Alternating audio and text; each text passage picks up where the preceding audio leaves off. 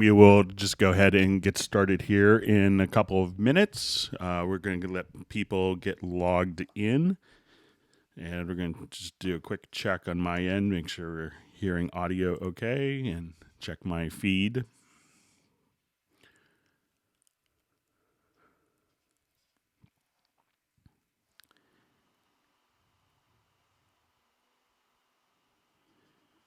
Okay, let me just... Okay, so my name is Greg Ondo. I'm presenting from Washington, D.C. area in Alexandria, Virginia. I work for Yamaha in America representing Steinberg products. This will be a Google Hangout. We're going to get some people had emailed questions in advance to clubcubase@steinberg.de. And then we'll answer questions that come from the comments field. If you want to go ahead and introduce yourself and tell us where you're from. If you're watching this live, please feel free to introduce yourself. If you're watching the rebroadcast after the live presentation, you don't have to do that. You're more than welcome to leave a comment where you're from. It's always fascinating to see where different people come from. But if you want to tell us where you're from, and we'll have people get logged in. If you're watching a rebroadcast of this, you may want to fast forward 8 or 10 minutes. We're going to let people get logged in, introduced, and get some questions answered. If you're asking questions, I know that the actual chat field is sometimes way ahead of the questions that we're going through. So if you don't get to your question, it's not necessary to ask the same question 20 or 30 times in the chat field. It kind of slows everything down. We'll get to as many questions as we can. We'll try to go for about 3 hours, and we'll try to have an index up in probably later tonight or early tomorrow so that we could have all the topics that we discussed. So if you guys want to go ahead and introduce yourself, tell us where you're from, and we'll get started in just a couple minutes as people are getting logged in. Okay, so seeing some questions coming in about vibrato. Okay, so and seeing Rick Ballantyne, good to see you on a hangout. Okay, so some questions already coming in.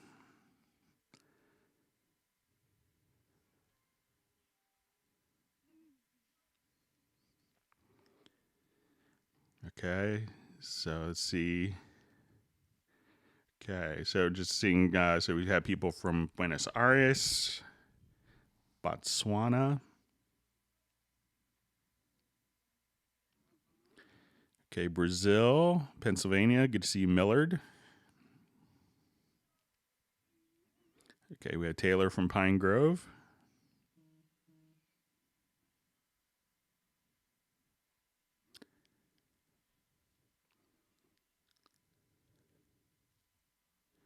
Okay, I'm glad that Millard, that little workaround we showed on the last hangout for getting your loop libraries to all show up. Okay, so we have Sweden, Finland, Wisconsin, New York, Bern, Switzerland, Bulgaria, Sweden, Vermont.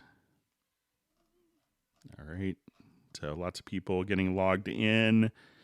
All right, we'll get started here in a couple minutes. Hope that everyone's staying safe and healthy in our stay-home era. So a couple things for those people who are watching this hangout in current time. There is a upgrade discount promotion going on at Steinberg. So I think if you have like Cubase Elements or AI or Cubase Artist and wanted to jump up to Pro, that there's discounts for that. If you're staying at home and have a lot more free time, we're also doing 60-day licenses of Cubase Elements, Dorico Elements, Wavelab Elements, and the Absolute VST collection. So you could try those out for 60 days. So if you wanted to really kind of check out Hallian and some of the other programs, you could do that as well, free for 60 days. Okay, so we have Las Vegas. Okay, we have France, Italy, California. Okay, some more people are still getting logged in. Germany, Argentina. Los Angeles. Good to see you, Mark Ludmer, on a Hangout. I was watching your cleansing video yesterday on Facebook. Okay, so we have Slovenia, Germany, Poland, Toronto, Germany, Liverpool.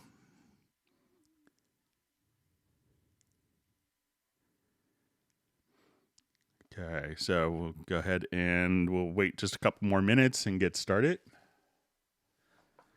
Okay, maybe about 2 more minutes.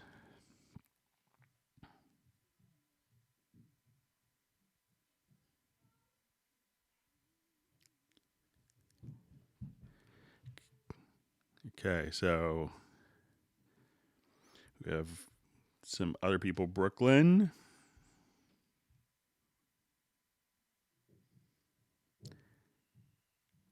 Okay, so some questions coming in. That's great.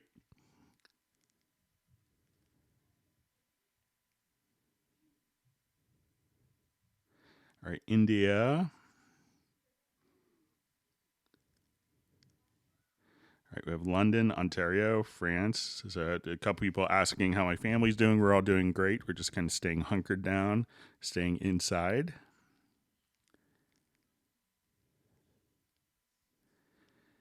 Okay, so we have Austria, Rhode Island, Athens, Greece, Edinburgh.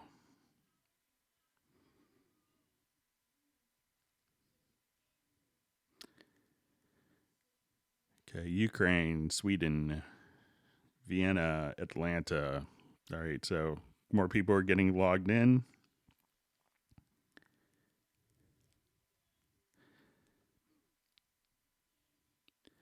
Okay, seeing a comment that says, don't forget to hit thumbs up. That's always a good thing to do. And if you haven't subscribed to the Cubase channel, that's always a good thing to do so you can be notified of other events that we do. So we're trying to do two of these hangouts a week during our stay home area. So we also have people Dubai, Hawaii, Alberta, Columbus, Ohio, Texas, Finland.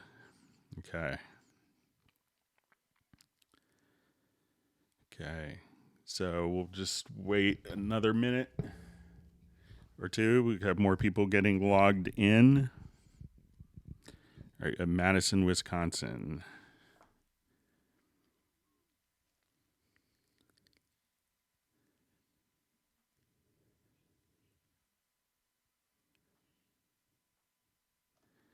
Okay, and we'll get started here. All right, we have more people logging in. Give it maybe another 30 seconds and get started.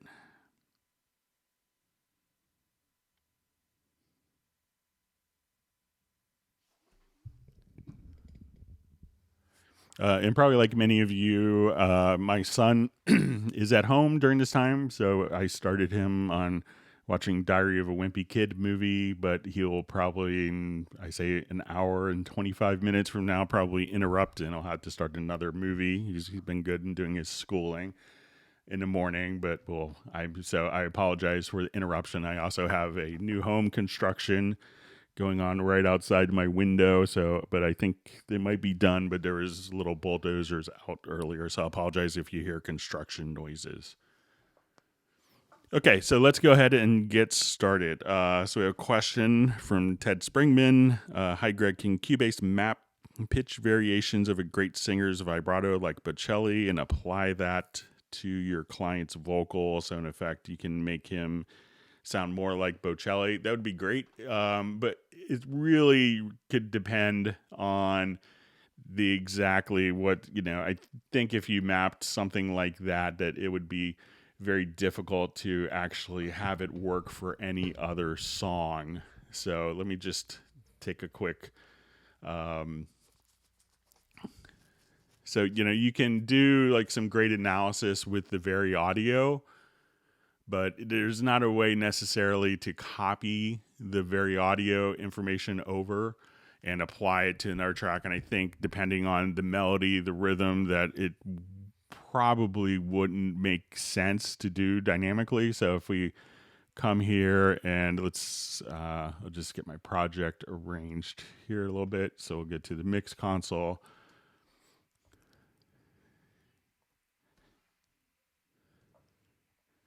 And let me just jump to where our vocal is and make sure that I have this routed so everyone could hear. That would be helpful.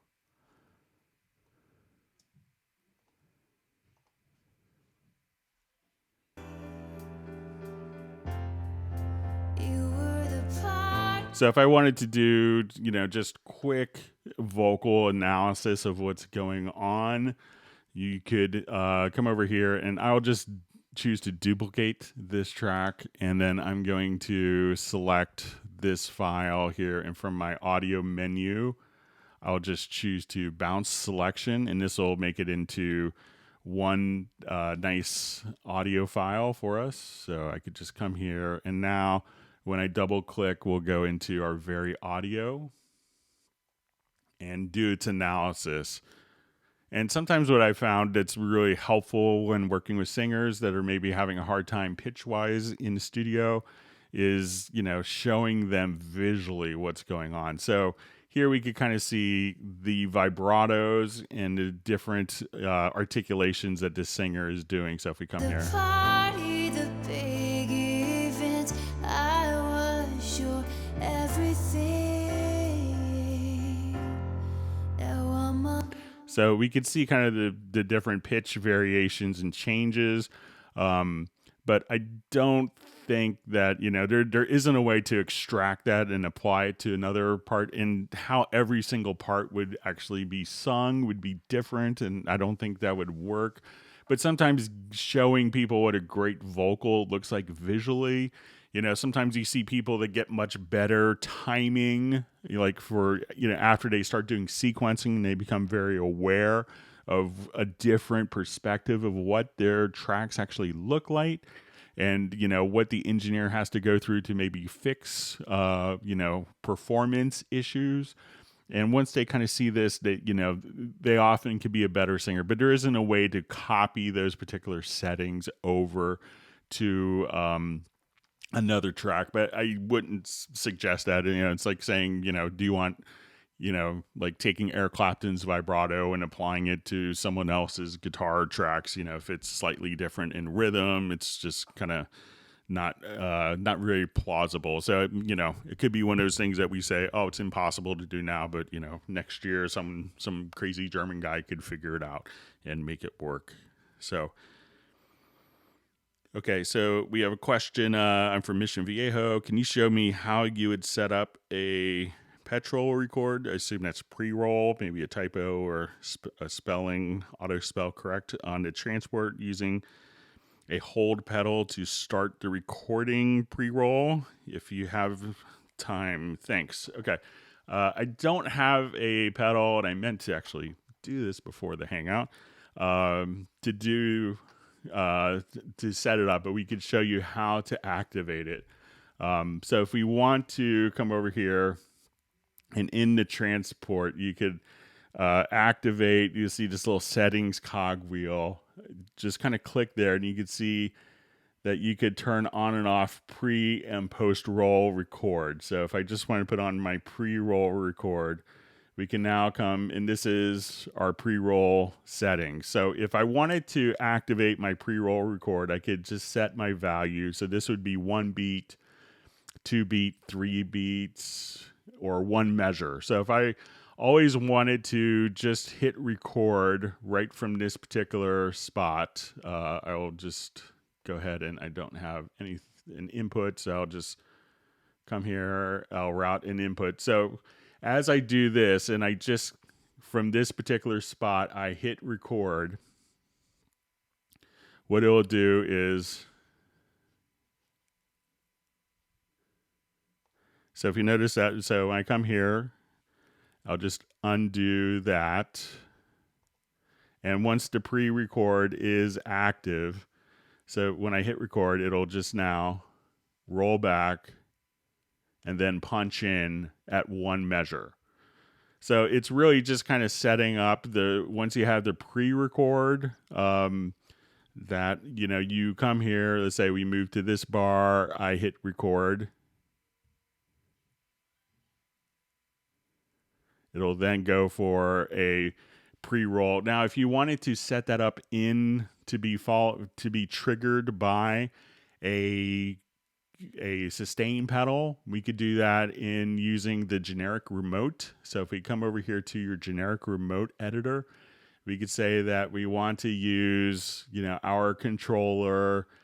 And if you wanted to make sure that you had the right controller set up, you could just say, it'll probably be, on MIDI channel 1, and then the controller number would probably be 64. If you don't know what the controller is, click on the learn and hit your sustain pedal. And then at that point, we want to say that MIDI message is now going to control, and we'll select our category of transport and the device. And then we could just say record. So once you have pre-roll engaged, and you can set it up with your own keyboard shortcut, and you could just now hit the foot switch, and that would engage the pre-roll for the record if you wanted to. So I often have like my foot switches set up for, in my personal studio, I have it set up for, like when I'm doing a lot of editing, I have a foot switch set up to undo or, stuff like that. So different things that could really speed up your workflow. Okay, next question. Okay, so all right, let me just make sure I'm scrolling well. All right. So it says, hello, 2 questions. I can't seem to get the nudge to work correct. Can you explain how it works? Also, when would one use the auto MIDI quantize function button located and labeled AQ? So what the nudge function is going to allow you to do, and again, you may not see this on by default, but we'll go up to the top here and we'll make sure that the nudge palette is turned on, and we'll see these little arrows here, and these will be based upon our grids that we see here. So I could have this, you want to make sure that my snap is set to on, and now we could have our grid type set to bar. So now if I select a particular event, I could just nudge that over one measure at a time. And there's keyboard shortcuts for all of this as well. So if I think, see if I can remember. So if you hold down Control and the left and right arrows, you can just kind of nudge the events. And you could also say, okay, I just want it to set this to a beat, and then if I wanted to trim the start, I could extend the start or the end, or where the start goes or where the end goes based on the value here. So I could say, even if I wanted to do this as, eighth note triplets, I could say use quantize, and we could say eighth note triplets. And at this point, I want it to just come over here, and as we nudge, I could nudge by eighth note triplets or different grid values. So you could have bar beat or adapt to zoom. So that's kind of how the nudge function works. Now let's say if you wanted to just put in, I'll just add a quick instrument track here, and about auto quantize. So a lot of times people may use this for drum parts. It's pretty typical.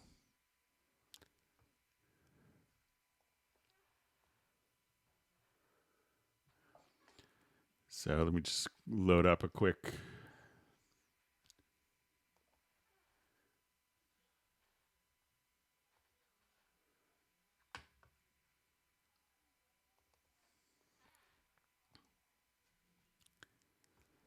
Okay, and let me see if I.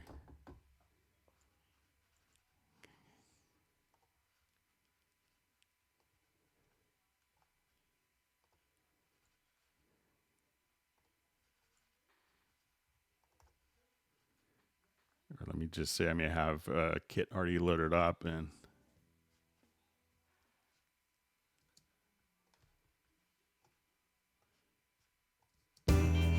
okay, so let's say if I want to jump here think we're in the middle of a fade out. So now you find a sound that makes a little more sense. Sorry about that.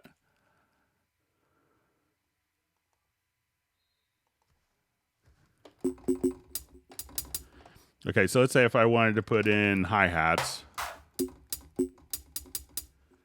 And now what I could do is have AQ, and the AQ just stands for auto quantize. So I'm going to set my quantize value to, let's say, eighth notes.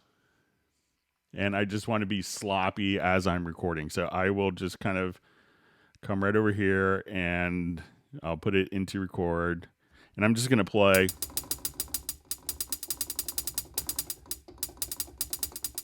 Just kind of gibberish.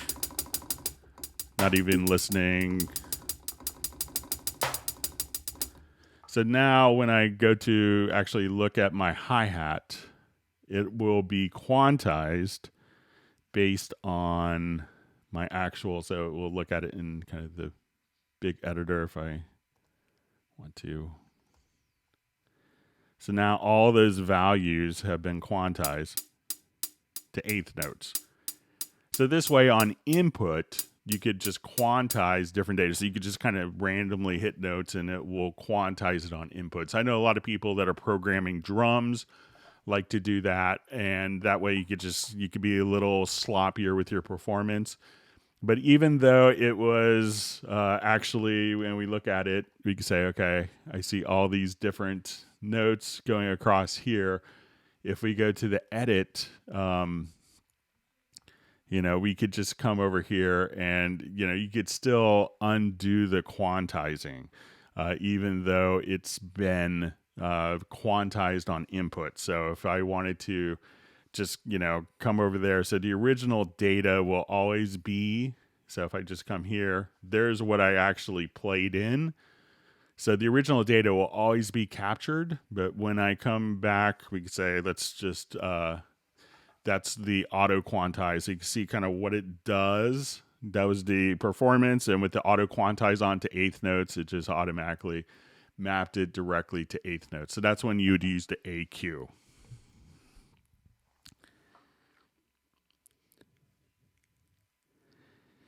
Okay, there's a question. How do you set record to start recording when first note is played and not by having to hit the record button? It isn't really set up to do like when the first note is played because sometimes there's always the chance that it could be missed in the buffer. So I know some sequencers do that and it could be a bit hit or miss. But let's say if I was playing and I played like, absolutely just a little bit ahead of the beat, one of the things you could do is, let's say if I just want to put in, like I was playing along here. And let's say I just want to put in, and I was just doing something silly like that. And I can say, oh, what I just played, that horrible drum part was, absolutely awesome. So now we have what we call retrospective record. So this will always have Cubase, kind of, especially for the MIDI data, always into record. So I know, like, I was at kind of a prominent TV composer studio, and he was like, one comment that he made to me was kind of interesting. It was like, oh, I don't know anyone that actually hits record anymore. They just kind of do everything in retrospective record. So there isn't a mode in Cubase to automatically start recording when it plays, and it could be just going back to, 30 years of legacy of making sure that the first note is captured, but you could always just simply do a retrospective record, and each track could have its own retrospective record buffer, and this was really kind of beefed up in version 10.5 and kind of beefed up, so you could do that on a track-by-track basis. You could have it do it in a cycle mode. So even if you don't hit record, you could just simply, and now it shows up directly on a transport, you could have your retrospective record. So while Cubase doesn't have a feature to do that, you could just simply play something in and activate retrospective record, and it would show up.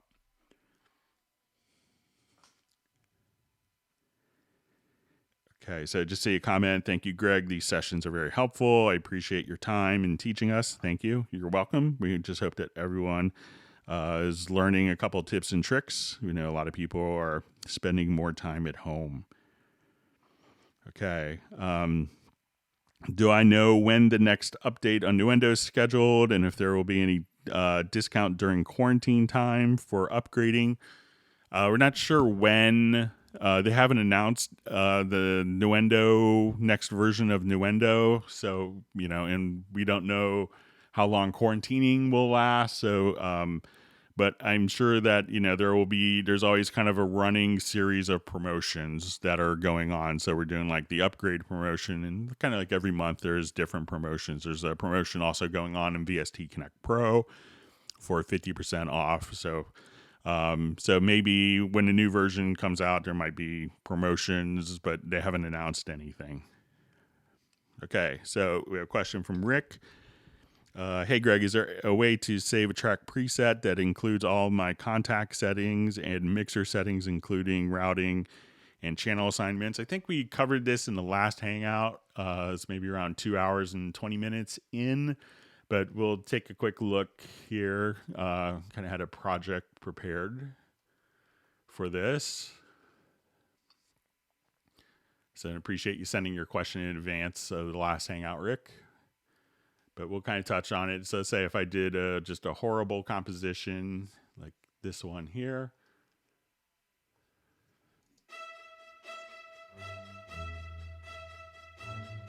And this includes all of my, let's say this is all going to a reverb. And it's going to a group with all the routing. So what I could do now is I could select these particular tracks. And I'm going to select the reverb and the strings track as well. So I'll just say, let's take these particular tracks. And we will go to export. And we'll export these as selected tracks. We could choose to include the media files if we wanted to. So we'll just call this Rick B. Okay, and we'll export it to our desktop. Okay, now when I go to a new project and we go to import, so we export selected tracks, and the terminology could throw people off because then we want to import a track archive. So let's say I want to do my Rick B. We'll come over here. I could select all the tracks. Here I could exclude automation, my channel and inspector settings, or the events and parts. We could import to the cursor position, the relative position, or the absolute position. And now when I come over here, I could hit OK. And when I play back in this project, and any of the routings that I've done, the EQ settings, unless I specifically chose not to carry those over, would automatically be carried over. So I think that would make sense. And I know a lot of composers will have different track archives to be able to import, like, the client really liked the strings from this project. They want the same strings for continuity. We could, at that point, just simply save those particular tracks. And you could also, in 10.5, very similarly, you could just say, I wanted to import tracks from a project. And at this point, you could select a project without having to do a track archive. And you could say, I want all these tracks. And here we could import folders. We could import groups. So that's another way of doing it, just with import tracks from project without having to do a specific track archive. So either way will work. Okay, so just move on. Okay, thanks for all the great questions. Okay, do you know when the next update for Nuendo's? Okay, I think I read that one already. Okay. Okay, are you planning on moving different features from Nuendo to Cubase? Sorry, my mouse is uh, like game audio connect, etc. Are there any plans of making Nuendo and Cubase bundled into one software? Um, I think that there's going to be some distinct Nuendo features that won't migrate into Cubase, and we understand that Nuendo could be more expensive, but there has been a pretty drastic price reduction in Nuendo with the last version. So I don't think we'll see, some stuff as it becomes more mainstream for music production, we'll see kind of carried over into Cubase, but I don't anticipate game audio production or ADR functionality, reconforming some of those functions, like some of the, some of the facility network collaboration functions. I don't anticipate those going into Cubase. But again, there's always going to be periodically, if you need those features, jump up, to Nuendo, and, you'll notice that, while Cubase may come out with some of the features first, the Nuendo will catch up and will have more features like the game audio connect. So you could choose, which one you want to be working with to see what makes sense for you. And I know there's a big disparity in the price, but now, Nuendo, I'm not sure where you live, but in the States, I think it sells for $999 from $1,800 a year ago. So that's it makes Nuendo a lot more approachable for people, especially working in games. Okay. So we see Robbie from Dallas. Good to see you on the Hangout. Okay. Just going through different comments. Thanks for all the questions. Okay, so we see from Pedro Hernandez, can you explain the signal path? So, we could kind of look at it a little bit in the mixer. So you have your input channels here. And your input channels, they could have their own effects and EQs. So we could have our audio signal come in to our input channels. These could be routed to audio tracks. So I'll just add an audio track here, for instance. Okay, and our audio track, when we look at it, and we kind of go from left to right signal flow wise. So we could have our inserts, we could have our channel strip. So, and if we wanted our channel strip to be before the inserts we could just simply come here and click on this little icon and change the signal flow order of that. Now we have our channel EQ, but this also shows up within our channel strip. And if we wanted to change the order of our different segments within the channel strip, we could have multiple different stages. So we could have 6 stages within the channel strip, and we could change the order of those. We then have our effect sends. So this is where we could send directly to the reverb. So again, this is after the channel strip, after the inserts. You could go to your effect sends. Then you have your panner. You could have your fader. And at this point, your fader could go to like a VCA. So if I had this going out to a group, let's say I routed it to my string groups, I could now say we're going to see this going out to 2 targets. I could show the output chain here. So I can say, okay, we're going to now take this audio to a stereo out. And if I turn this on, we could say, okay, we're now routed to our string group. So this is kind of like the typical signal flow, but you do have a lot of flexibility in that the channel strip can be reordered how you see fit, and you can see the inserts and channel strip, and you could change the order of those particular settings as well. All right. Give me just 1 second. I'm just going to, no, I can't really close out. All right. Okay. So we have a question from Taylor from Pine Grove. Is there a preference to not have a MIDI loop from the loop browser follow the chord track when dropped into the project?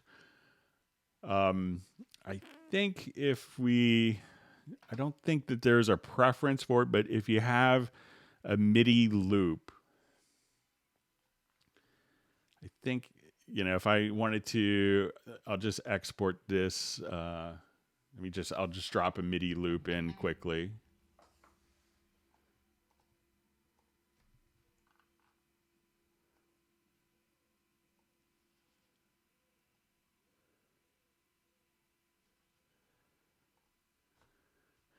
So I think by default it will automatically kind of follow the particular chord track, but if you set it to global transpose to independent, and it could also, like, the track you're dragging into, if this is set to follow the chord track, it will, so if you drag it to an existing track and that's set to follow to the chords, it will do that. But you could select the event here and from the info line choose for it to be independent, and then it shouldn't. But I don't know of a way to automatically, as a preference, to have that disabled.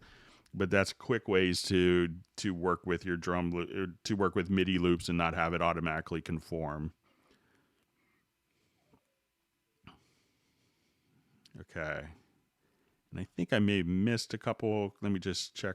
Thought I may have saw one question that I may have missed, but I'll just go on. Okay. Thanks for all the wonderful questions.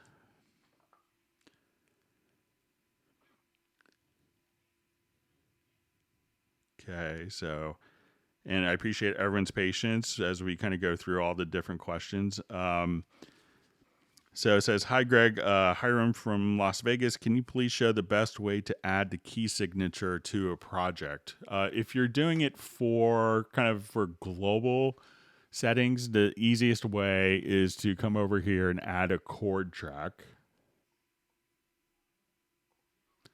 And as we add a chord track, and I'll just make this a little bigger, but if you click right here, so as soon as I enter in a chord, let's say I do a C major chord, on the chord track by default, and we've had discussions whether this should be kind of enabled by default or not, but you could see this little icon that says show scales.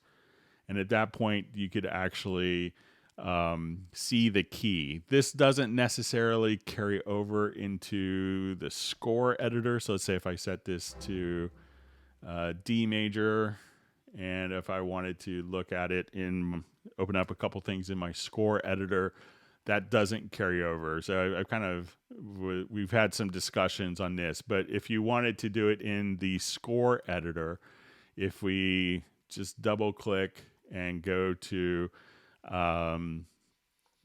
main, at this point you could choose your key and clef here. So you could choose your clef, and at this point you could just go up for sharps and down for flats and set your key signature here. So for any key of D, you can now apply there, and then you could see the key signature automatically carry over. And let's say if I wanted this clef to be bass clef, we could just double click on different elements here.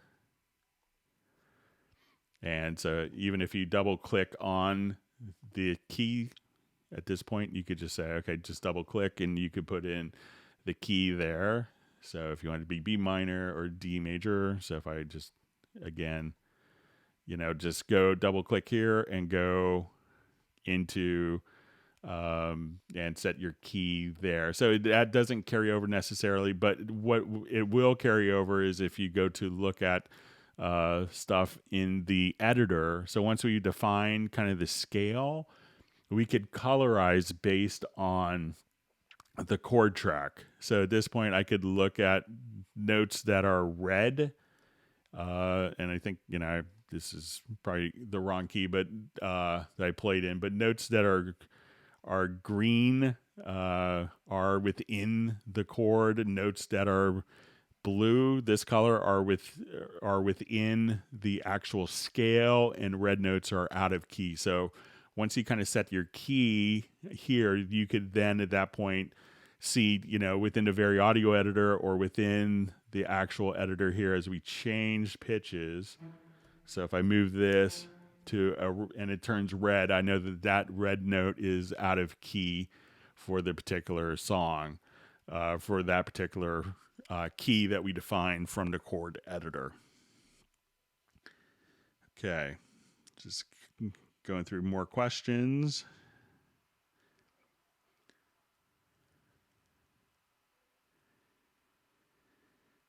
Okay, so just we're still going through some of the introductions.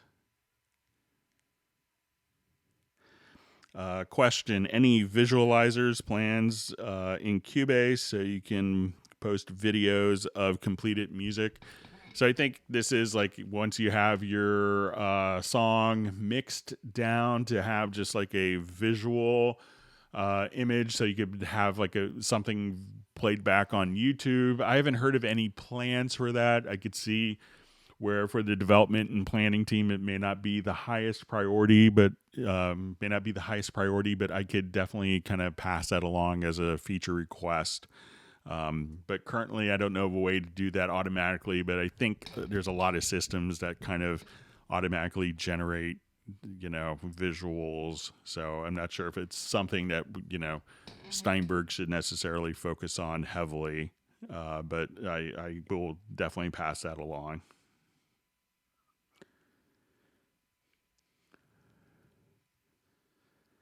Okay, so it says, I have Cubase 9.5. What do I miss from Cubase 10.5? So version 10 added a new audio engine. So you have 64-bit double precision mix engine. It's going to add high DPI support. It's going to add some additional instruments. So there's MPE. So if you're doing MIDI polyphonic expression. So also a 10.5, I think you might get, and I'm not sure if this is in, there's new plugins such as like the multi-tap delay. So if you had, if you wanted to look at some of the, the channel strip in 10 was completely kind of redone. So you have kind of a new channel strip. But you'll see a lot of the windows have been kind of redesigned to take advantage of high DPI resolutions. And there's, probably a zillion more features that are around. But, if you go to some of the new plugins have been redesigned, but also if you wanted to, let me just show you one of the probably the most amazing delay plugin that you could ever kind of play around with is the multi-tap delay, where each tap could have its own effects section. So there's a zillion new features that came with 10, and then a whole plethora that came with 10.5 as well. So, but if you go through kind of the Steinberg YouTube channels, there's usually a lot of different videos of like feature walkthroughs in 10, feature walkthroughs in 10.5. 10.5 also added exporting video capabilities in the pro version. So lots of really good stuff to work with. Okay, I saw in one of the last Hangouts that you changed the expression of the HSO in a controller lane of the editor. I'm only able to change expression with key switches. What am I doing wrong? So let's go ahead and just take a look. I will open up a project here with some key switches.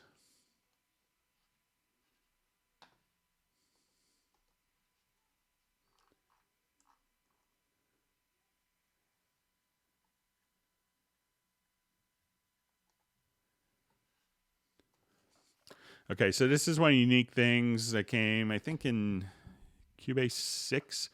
It was this concept of expression maps, and this carried over into a lot of different aspects and into Dorico as well. So if we have like an orchestral piece,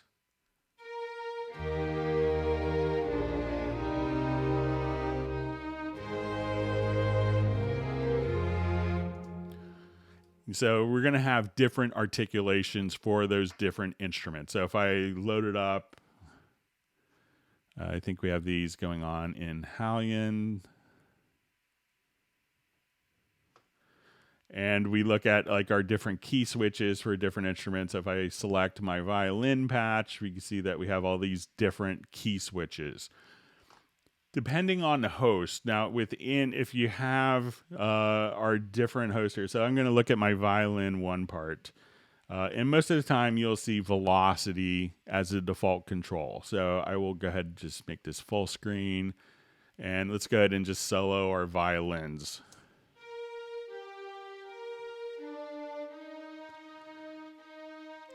So if we have those articulations that are available, we can go into MIDI and just go to your expression map setup.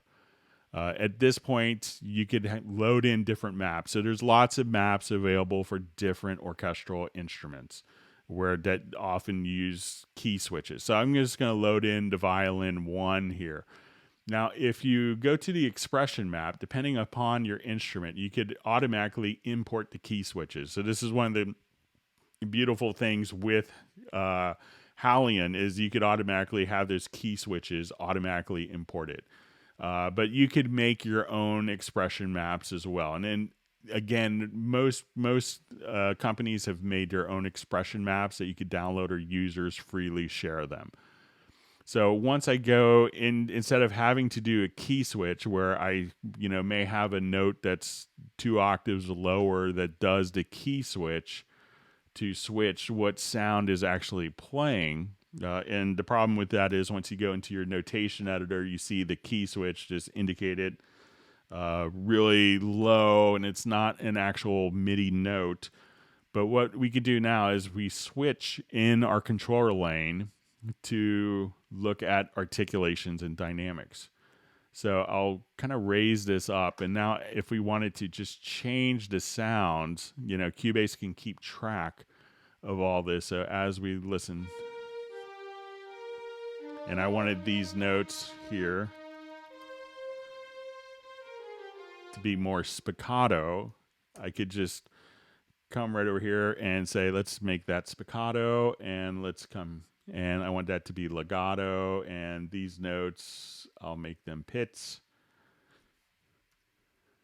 And let's go back to legato at this note, or you could actually just record those changes from your MIDI controller in real time. So now what it's going to do is just switch the articulations.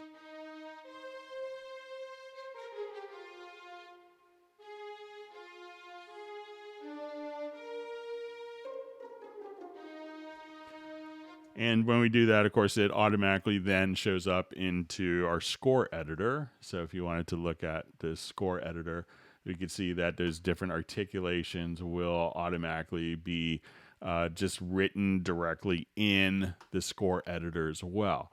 So that's how you can do it. So make sure that you check out if you have different orchestral libraries, just do a Google search for those expression maps, and you want to just go to you could go to your expression map setup, and you could load those in for that particular instrument, and then you could switch and all the different articulations and kind of make sure that you're getting all the sounds that you paid for within your instrument.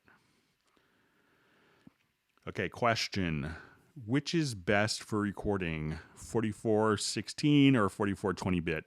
So generally 24-bit will sound better, and you could just do some experiments. So, ideally in a utopian world, 32-bit integer sounds better than 24-bit. And, Steinberg's released a series of 32-bit integer converters like the URCs, the AXR4T and AXR4U, and that just captures more information. So higher sample rates can sound better, but it could really depend upon the source material. Sometimes, one analogy I make is sometimes if you're doing like a thrash metal thing, going up to 192K sample rate may not make a huge difference overall. But if you're doing something squeaky clean, if you're doing some like Americana, think of like an Alison Krauss type of thing, or classical, that's when you could really benefit from higher sample rates as well as higher bit depths. But, generally 24-bit, 44.1 will sound better than 16-bit.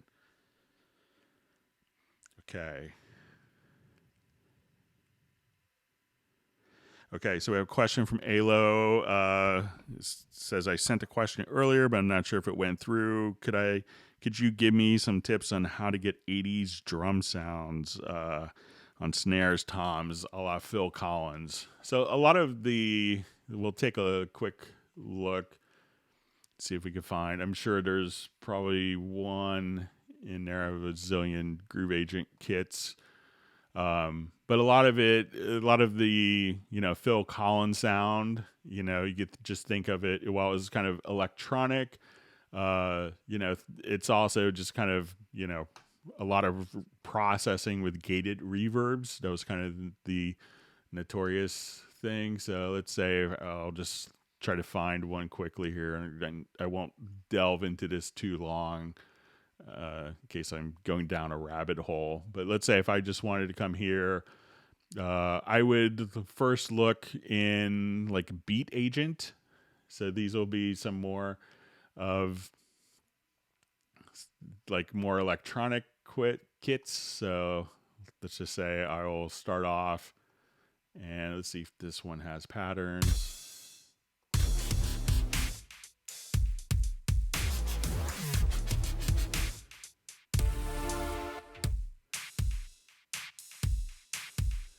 So, and often what you have is, the trick, that's,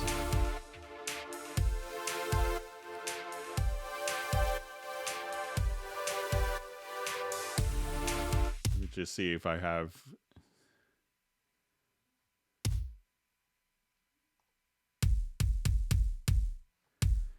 so if you wanted to, that's not a bad starting off place. And again, what you could do is just put, a reverb, a gated reverb. So let's say if I wanted to right click and add, and you could just kind of go through different kits and be able to find them as well. But let's say I'll add an effects channel, I'll add a revelation. And let's say on that revelation return, I wanted to put a gate after it, so I could go to dynamics.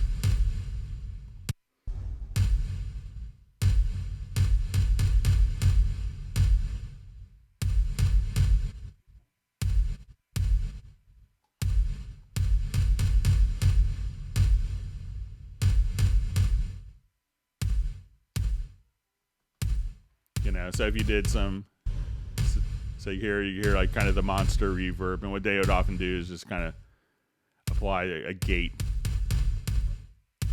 after the reverb. So if you want to listen to that in context, and this will probably sound awful, but I'll just kind of do this to everything.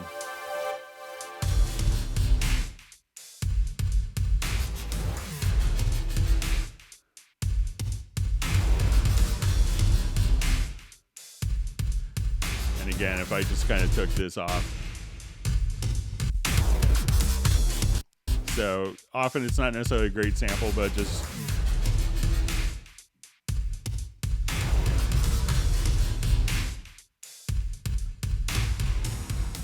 and you can probably find more, just drums only kits, but just a real quick way of doing that. So just, a lot of times go through the different kits, like look in Beat Agent first, and then just run a reverb as a send and put a gate after that on the effects return channel. Okay, let's go through more questions. Thanks everyone for great questions. Okay.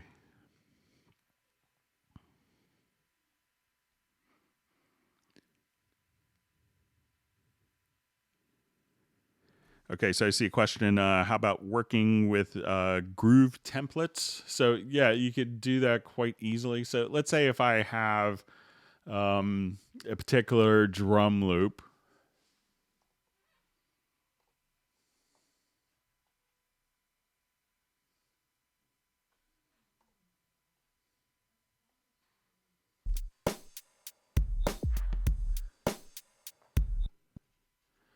Okay, so and if I wanted to kind of capture the feel of this,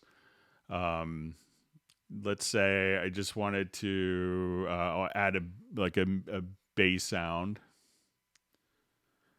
So I'll just add a quick instrument track, and let's just pull up something like a synth bass from Retrolog.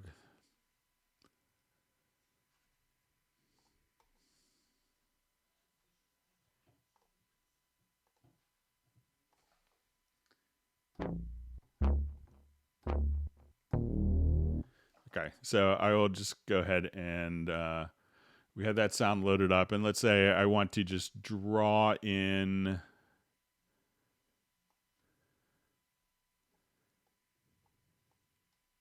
all right, and I'm just going to put this into musical mode. And what I want to do now is just kind of put in one single note here, and I'll just chop it up.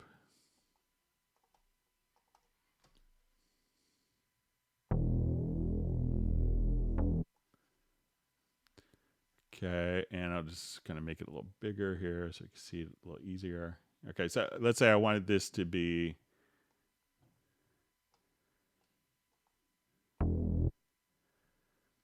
like every half note. So I'll come here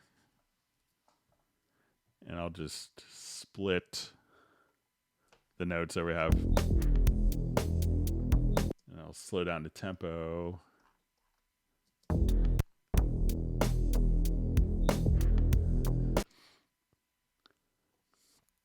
And what I could do if I wanted to create a groove quantized template, I could at this point come over here to the audio editor and go to hit points. So we go to our hit points, and I could just have the hit points calculated. And at this point, I could set kind of my threshold, and we'll just say create. So on here, we'll just say create groove. So once I've done that, it's automatically taken that preset and it's applied a groove quantize preset in my quantized value. So I could now come here and just say, let's quantize based on that groove.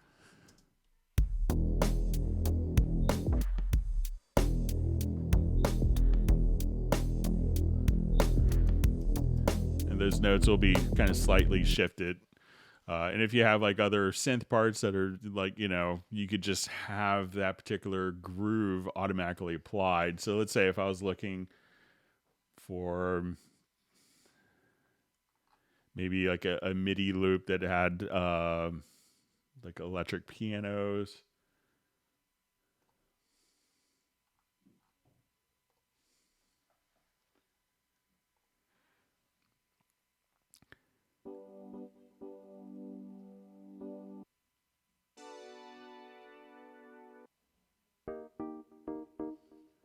So if I have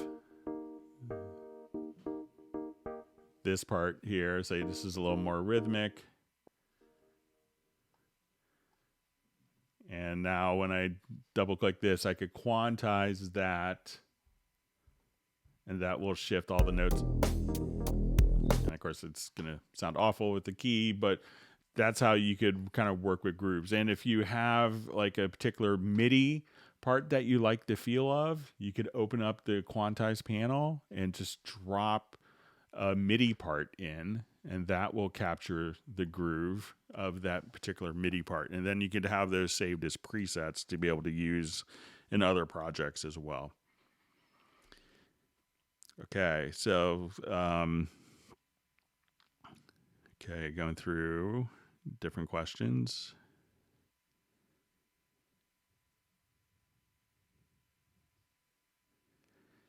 Okay. It says, question, hi, I'm trying to fit a vocal recorded at 98 BPM to 126 BPM song. Is there an easy way to make it fit? So, it's any file that you kind of drop in. I'll just jump back to one of my other projects here.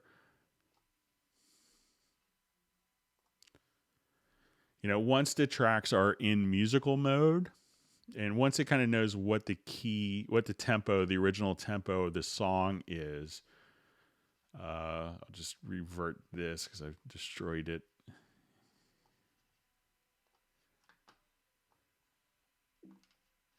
Sorry, my mouse is now acting up.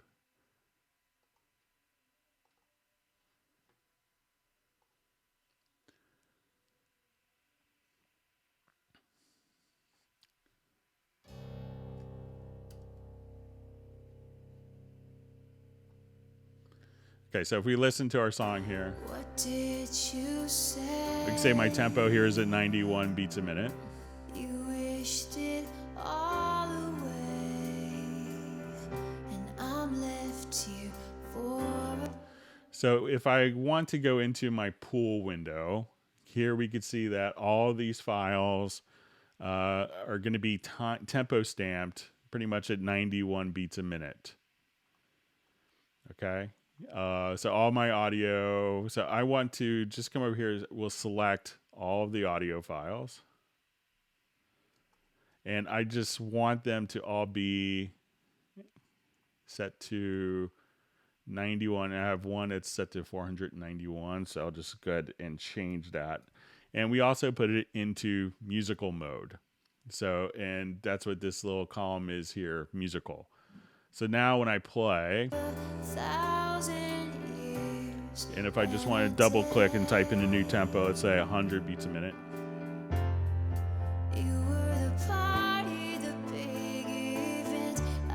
Or 125.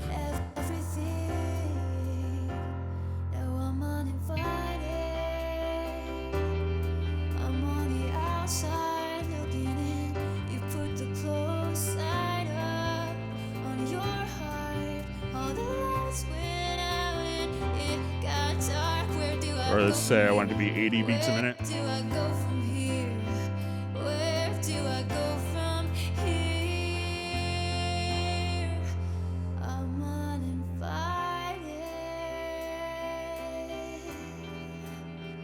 And you can see how the vocal's not really screwed up.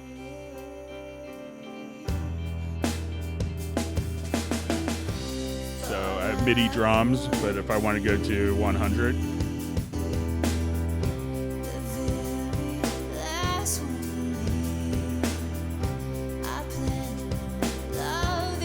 So, you know, and if I wanted to do tempo changes, this is where it's really cool because I could open up my tempo track. And one is we could just activate our tempo track. And let's say I want to start off at, 91 beats a minute. And one great thing that you could just do on so many productions is just subtle little tempo changes. So let's say as we're playing along here.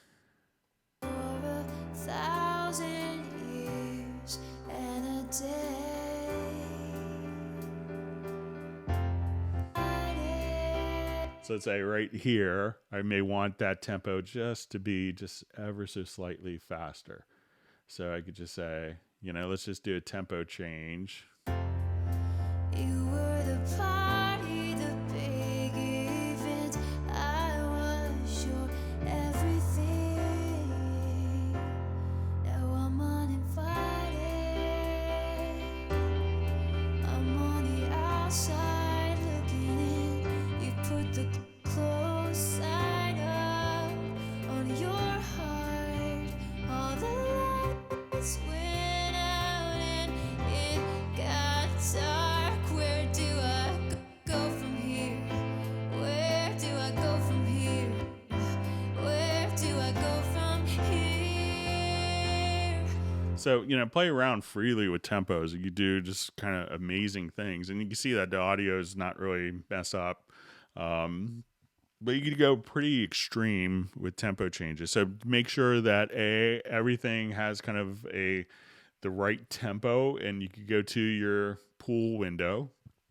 Make sure that everything in your pool window is set to musical mode. You could also select all of your files on your project window and set them to musical mode from the info line.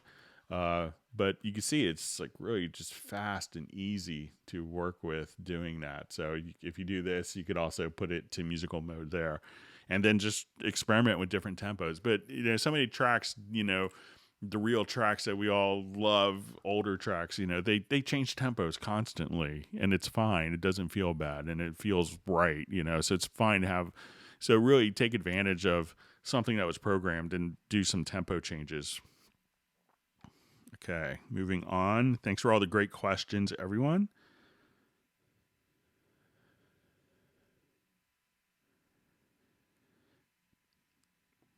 Okay, so I'm seeing would like to be able to zoom vertically using the Magic Mouse. Horizontal works. I don't have a Magic Mouse connected, but I think so. So I don't have one, but I have one in a closet that I could test with. Okay. So seeing a comment, bought V collection V74 V collection version 7 4 days ago. It's incredible, fantastic, super. I think maybe is that the Arturia. Yeah, I think they make some great plugins. Okay, so we have a question. Sorry, my timeline jumped way up. Give me just a second, sorry.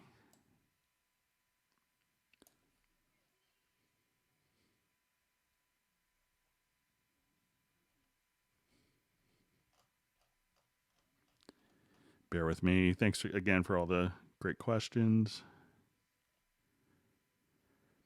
Okay. How do you name individual audio events after splits? I'm new. All right. So let's say if I have maybe a longer audio file, we split it up.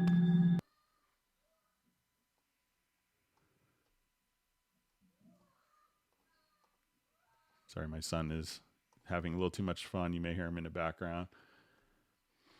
So if you wanted to, you could just go into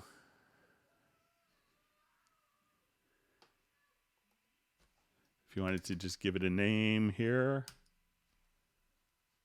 I thought that there was a way like in the description.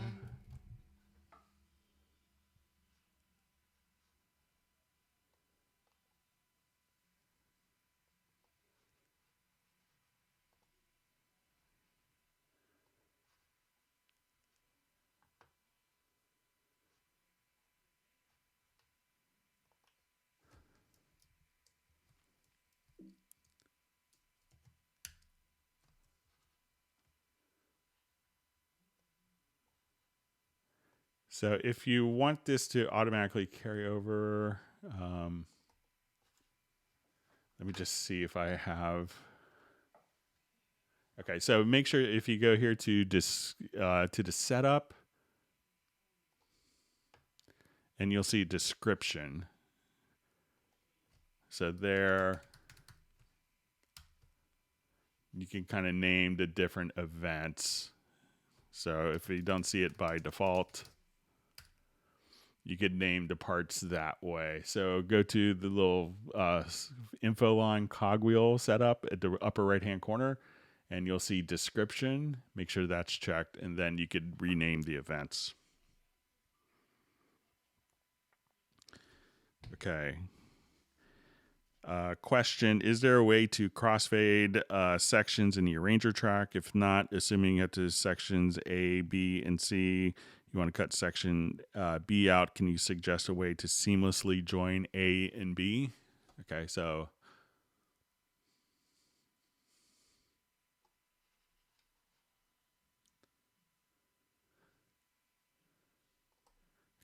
I'll just load up a different project and we'll set up an arranger track.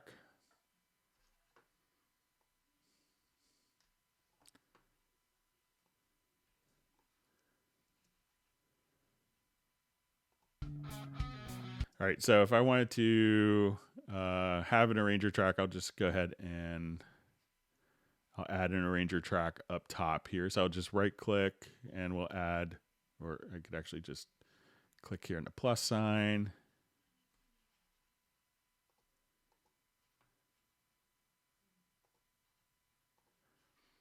All right, so what the arranger track does, if you're not familiar with it, Sorry, it's only during Google Hangouts my mouse acts weird. So I could just say, here's our intro. Let's say our verse, chorus, bridge, and you could have a part within a part, within a part, within a part, etc. So we have these different sections defined, and let's say I have A, C, B, and let's just say I'll start with H. And once we have this kind of set up, we could activate the arranger playback right from here. So click on the edit. And now instead of playing linearly, what it's going to do,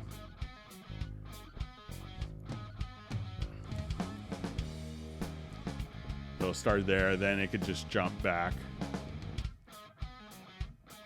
So you can kind of set up non-linear arrangements if you wanted to. Now, as we do this, if we wanted to take that non-linear arrangement that jumps around constantly, we could choose to, come right over here to the arranger chain, and we could say flatten the chain, and that will turn that into a actual part that's been kind of laid out for us. And if you wanted to seamlessly get rid of a part, you could, undo it and change the arranger order. So if you say, okay, I wanted to get rid of C, I could remove the selected, and now it's just going to jump.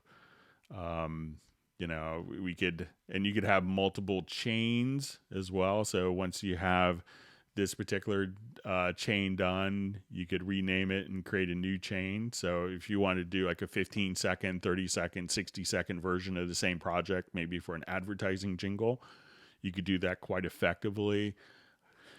But once it has been, once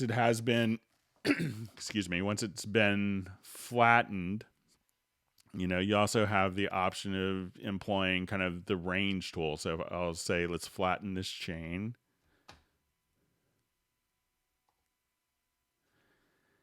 And if you wanted to just grab like the range selection tool, and you could also just come here, select the event, hit P, that will set the left and right locators. And I think, or just using the range tool, we could to say, let's take this range out, and I'll hold down my Control and Shift, and we could globally select. And if we go to edit to range, we could just say, cut time, and that will kind of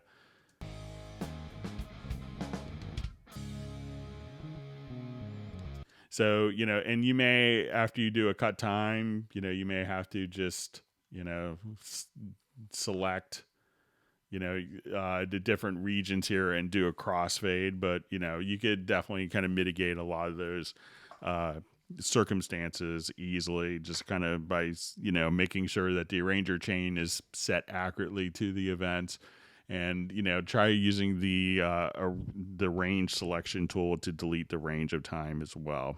But there isn't a crossfade per se, because a lot of times you may have MIDI information where there's no crossfade as well. So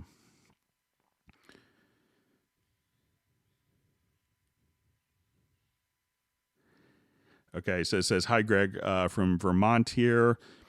Question, how are Yamaha and Steinberg affiliated, and what are the distinguishing factors keeping their separate IDs? Thanks.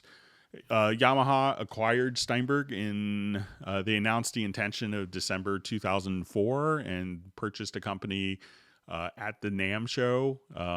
So I think it was January 20th, 2005. So I was working the NAMM show, so I went in as a Pinnacle employee and then kind of left as a Yamaha employee. So it was a little strange. But Yamaha's done a very good job of keeping the brand identity the same, because obviously Steinberg is, has a great brand recognition in software. So they've done that. And Yamaha owns several other companies, Nexo speakers. They own Line 6. They own Ampeg. They own, so a number Bosendorfer pianos. They're all kind of within the Yamaha family of brands. So, and people realize that, it makes sense to keep the Line 6 brand. It makes sense to keep the Ampeg brand and kind of consolidate, marketing activities, research and development. So that's how we're related. So we work closely with Yamaha. So our audio interfaces are manufactured by Yamaha, but we work closely with Yamaha in feature sets. So Yamaha has, 33 years of expertise in, manufacturing hardware, but, and why they want to work with a software company like Steinberg is because Steinberg has their areas of expertise. So we're all, within the same family of brands, but, Steinberg is kind of its own separate business unit. And Steinberg's been very profitable for Yamaha for all the years they've been affiliated now. So for more than 15 years. So it's worked out really great. So technically I work for Yamaha Corporation of America, but I've always been focused on Steinberg, and I've been kind of doing Steinberg stuff. Yesterday was my 28th anniversary, representing Steinberg. So I've been doing that a long time, and they made sure to keep some of the people on for continuity, and it's been a joy working with Yamaha. Okay, so says comment or question: thank you, Cubase, for allowing non-Yamaha instruments in the VST instruments media field now. Yeah, so we could always, it's always been that way, but now we allow you to kind of take pictures. We just wanted to come up with a way so you could see pictures as well. And we didn't have pictures of the, 100,000 VST plugins that are available. So we just made a way that you could make that you could recall your own pictures. I spent the weekend going through a new computer system, installing a bunch of stuff. So I spent a lot of time making plugin pictures this weekend. Okay, says there a question. There is a plugin called Poly6 that when I upload it to Cubase tells me that it's an unknown and to reactivate it. And in the plugin management window appears in red. Can this be normal? It could be that, maybe it's Poly6. I think that's a Korg VST from the Korg Legacy collection, if I'm not mistaken. And they've gone through a number of different iterations. So depending on your version of Cubase, it could be maybe that you have a 32-bit version of it, which there were some were 64-bit. So make sure that, it could also be they've changed licensing schemes over the years. So you may want to make sure that it's actually licensed, and that plugin will run as standalone. So try to run it as standalone and see if it operates that way. But it sounds like maybe it's not installed fully, or you need an update. That would be my inclination.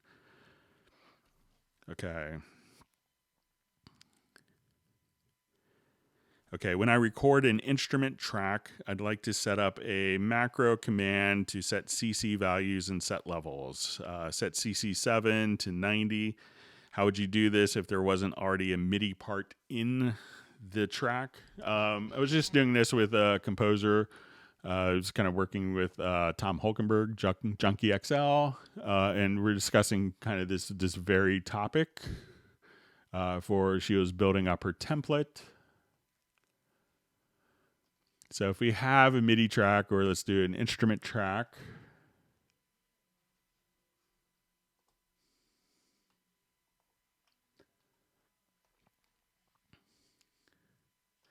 One of the things that a lot of people miss is, you could go through and write a blank part, but if there's no part, if you go to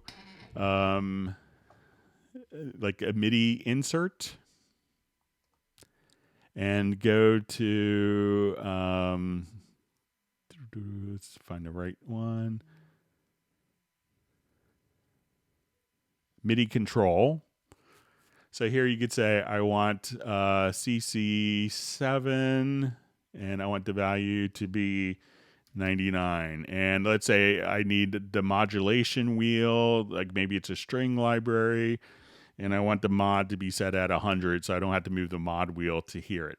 So you could set up to 8 controllers in the MIDI control plugin, and that way that's assigned directly to the track before you even start writing any automation. And once you so that's a great plugin if you wanted to, and you don't necessarily have to set it as a macro to do that. So once you have that kind of set up, you could save it as a track preset.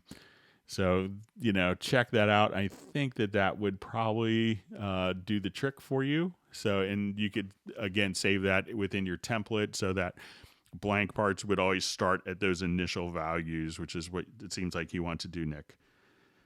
Okay. Okay, so we see comment from Rick Ballantyne, faithful user Cubase since Commodore 128, never looked back. It's great. Yeah. So we have many people been running Cubase since Pro 24 and Atari and Amiga and Commodore. So it's great to, and I love seeing all your projects you're doing on Facebook as well, Rick. It's great. Okay, question. How can I make Cubase forget missing files that I don't need anymore? If it's like project files, like when you load a project and it can't find missing files, there could be a couple of different ways. One is to just kind of, if it's when you open up a project and it's missing files, just go to the pull window. And you could just right click and say remove unused media. So if the file is missing, it's not being used in the project, just right click and say remove unused media and then save the project again.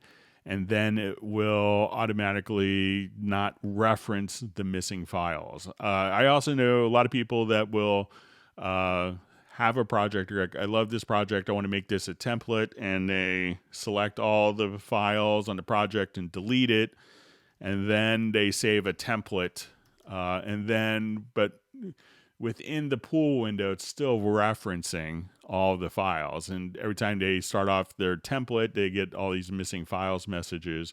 So you may have to just remove the missing files from your pool window before actually, so you come here and remove unused media. And you can just say remove from pool and then save your template. So you do that. And sometimes you may get like plugins that are missing content. And if you do that, there's different ways, like if it's like a Steinberg library, it could be just going into the library manager program and just removing. So if it's a Steinberg related thing, we could go directly to, so under applications, and there's the Steinberg library manager, and you could choose okay, if this is the message that it's not finding a particular loop library or something like that, you could just simply come there and just click on remove, and that way it'll reference it so that your system doesn't automatically look for that file every single time it boots up. If it's like a third-party library content, there's probably a different solution for different plugins and how they manage content.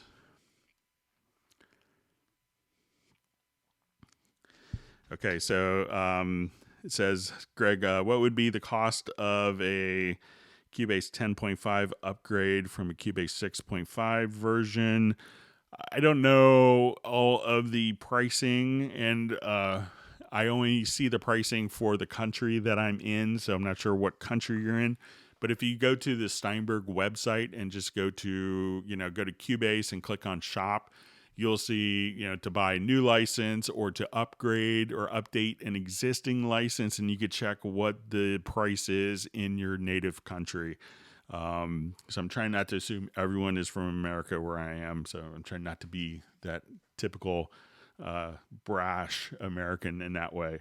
So, but if you just check the website, and, I know generally like from, 9.5 to 10.5, I think it's around $149 in US. But if you go, or 159, and maybe like from 10 to 10.5 in US, I think is like $59. So it could vary. So, okay, just going through more questions.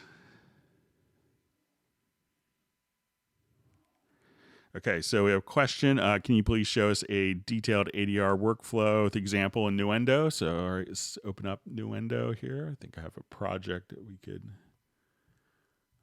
work this with.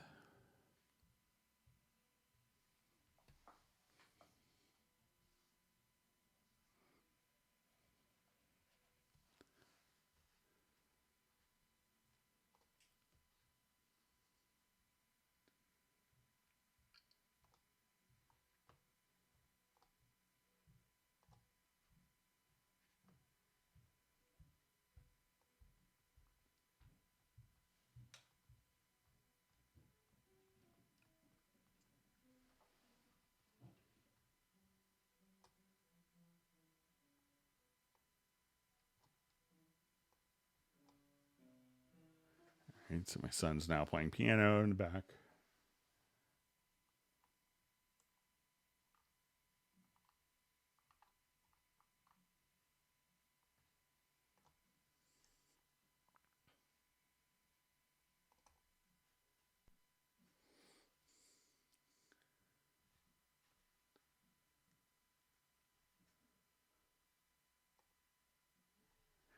Okay, so when we want to use Nuendo, let's say if I have my video window open here.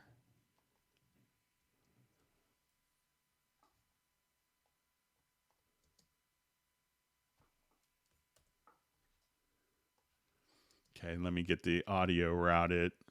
See if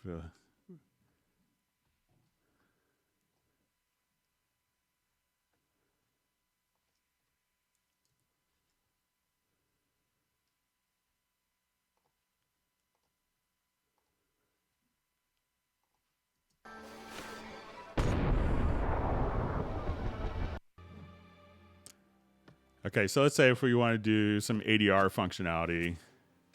Help me. Maybe for like where she said help me right here. Help me. And a lot of times when you're recording dialogue on a set, you can run into different issues of, like I know I had friends that were doing a lot of the dialogue for it was the John Adams movie in Richmond, Virginia, where they're filming, and they did a lot of the dialogue, and all of a sudden, they're filming a scene from 1770, and they were filming near Richmond Airport, and this beautiful scene. All of a sudden, you have an airplane fly over, so obviously that couldn't use the dialogue in that different case. So often what you do is do different dialogue replacement, and this is one of the things that Nuendo has. It's kind of a bit unique over Cubase. So if we go to your project menu, we could see that if we go to our ADR panel, so in Nuendo we could have 32 different marker tracks, and in Cubase we could have 10. So let's say if I have my video window, and often this will be displayed on a separate monitor screen. And so we could switch between all the different marker tracks. Now, the marker tracks can be imported from a CSV file, but I could just say, let's go to our dialogue marker tracks, and I could just navigate directly to my different markers like this. So we could also have just a description. So if you wanted to, this is just if you wanted to have like the text. So it's like, okay, so let's say we go to our ADR panel again, and this time I'll just right click and always on top. So, if you want to even have the text, so many times like all the text with the SMPTE time codes can be embedded as a CSV file directly into Nuendo. And as we wanted to do this, we could say, I want to go to some of my setup for the ADR. So let's take a look at our setup. So once we do this, we could have different functions for setup for the signal switchboard. This would allow you to have like during different headphone mixes, and the headphone mixes could be set up in the Cubase control room. So if you have multiple people doing ADR, at this point you could have 4 different Q mixes if necessary, and you could say during rehearsal, they may want to hear the guide track and the M&E, but during the record, they may not want to hear the guide track, but during review, they may not want to hear anything but just the guide track and their recording. So you can pick and choose who wants to hear what during the process. Here we have some settings for our video. We could have it set to be a counter. So as we would play, help me, we could just say, okay, let's just come here and let's look. So we'll rehearse. help Then you me, could know when to record for the actor. We could choose to invert the counter as well. So if we, help me, at this point, we could also just choose to say you want to do a swipe to center. So at this point, help me, we'll just jump back here. help And right me, where the swipe starts, that's when it'll start to record. You could also, have, different tracks. So if you want to have beeps before, if so it's pretty extensive. Now, once this is done, all you have to do is say, okay, I want to record enable this track. So I'll just pretend we have an audio input here, and this will be broken down into several different 3 main areas. So we could say let's rehearse, and we see this little help indication me, here that we're rehearsing. Okay, so let's say the actor gets kind of the rhythm, help me, and now I want to record. And that will just automatically record, enable, and punch in and punch out. And you could review what you just recorded. So, and if you find yourself like doing Foley work, you could also put it in free run. So this will kind of be based upon the cycle markers that were set up from the marker track. And that's when the punch out is determined. But if we want to do more Foley, we could just have it continue on until the very next thing. So it won't automatically punch out. So, and if we want to go again to our setup, we could just take a look at, when we get to the video, if you wanted to, include, like text and, stuff like that, we could, so there's lots of different options that you could have. So if you wanted to show the dialogue even for the actor, you could just have that directly embedded, and you want to jump to the next scene. Okay, rehearse. All right, and then you can say scream. Okay, you got that. All right, here we go. Let's record it. All right, let's review.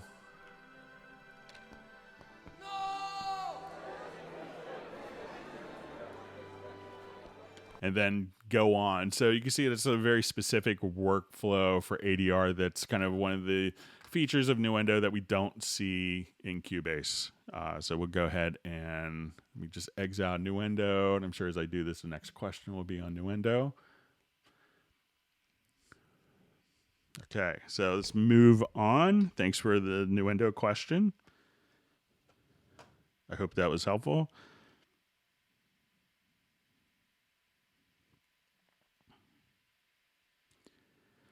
Okay, so Greg, quick question. How to import an audio loop from the media bay without Cubase automatically time shifting it to the tempo?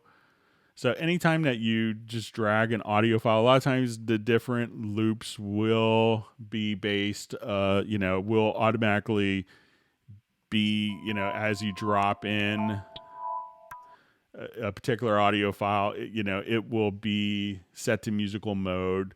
But really all you have to do is just go to the info line here and just make sure that musical mode is turned off. So as we kind of drop in different events, you could just turn musical mode on and off, and that will adjust. So that way it will automatically be the original length of the file or accommodate through the different changes there.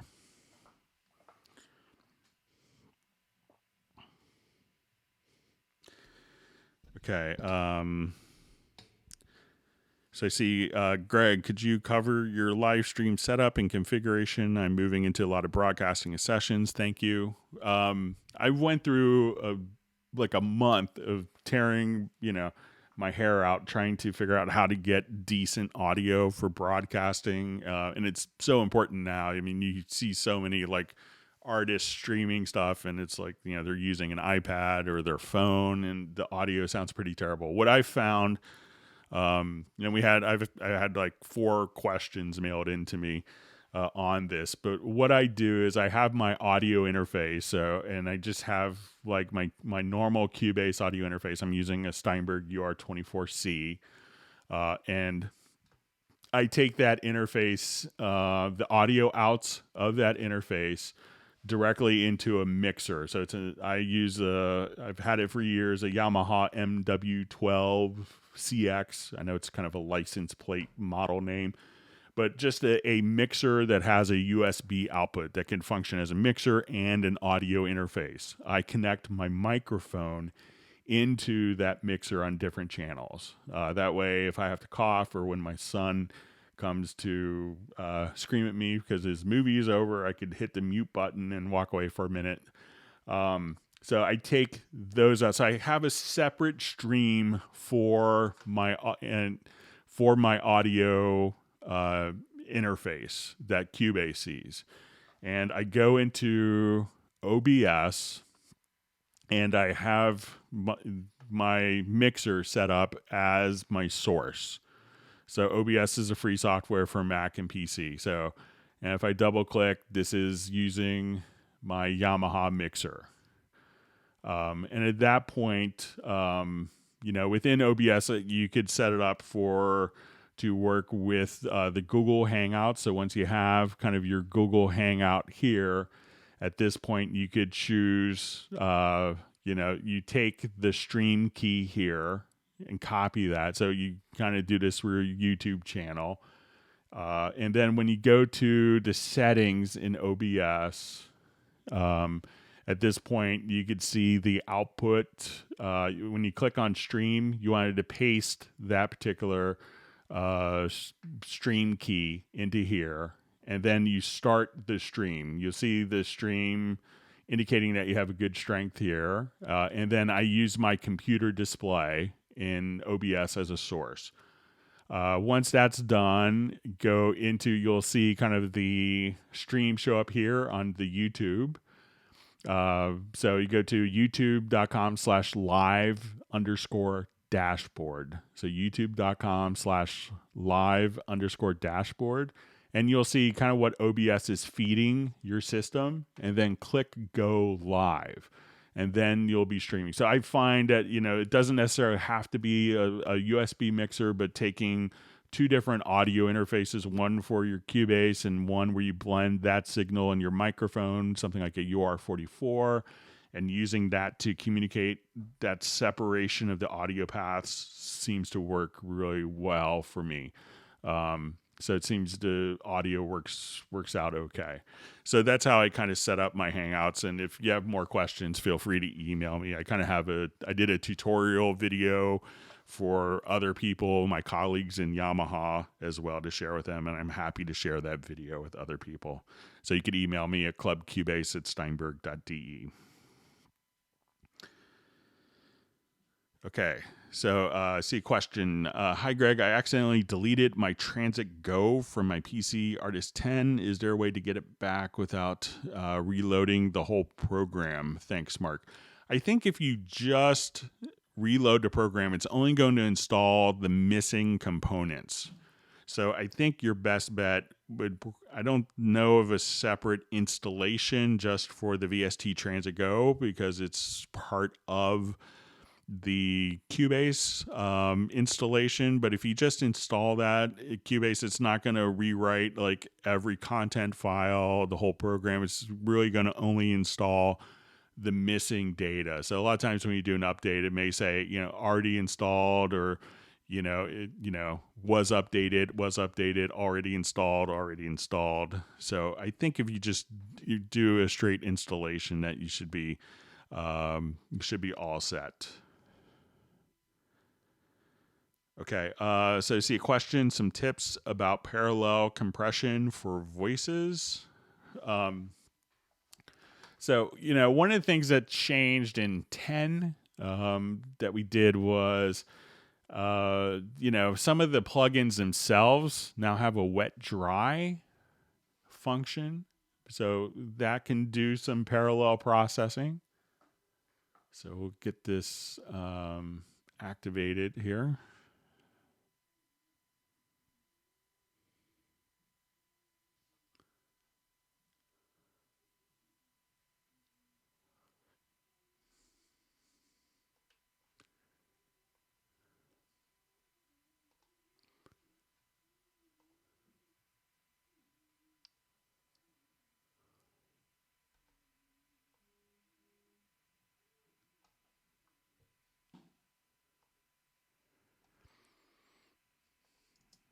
So let's say we'll take this file here. What did you say?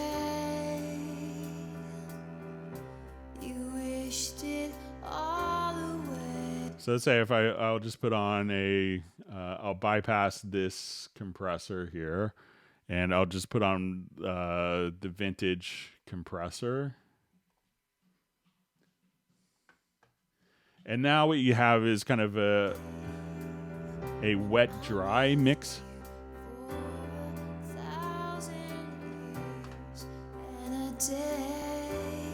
So you could do that.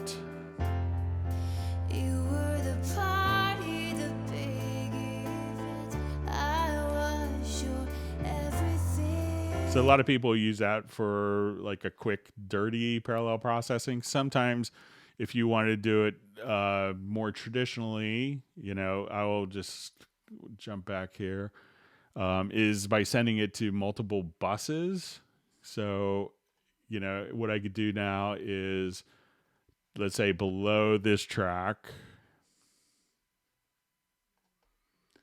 I will add 2 groups.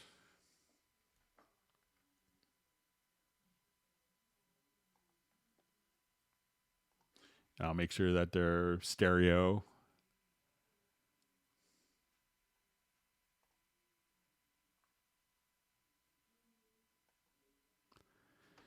Okay, so we have group 4 and 5. Now, the method that is probably the truest way to do it is kind of using the direct outputs. Now, if we go into the full console, we could see your racks set up here, and you'll see direct routing. So we'll go ahead and open this up,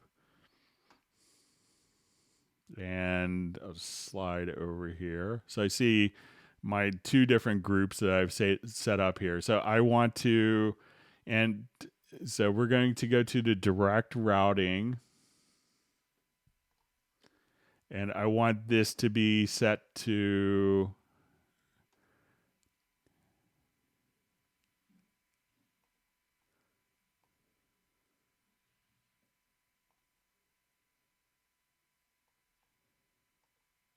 I'll just set my vocal track here. So what I want to do is to send this to group 4 and to group 5.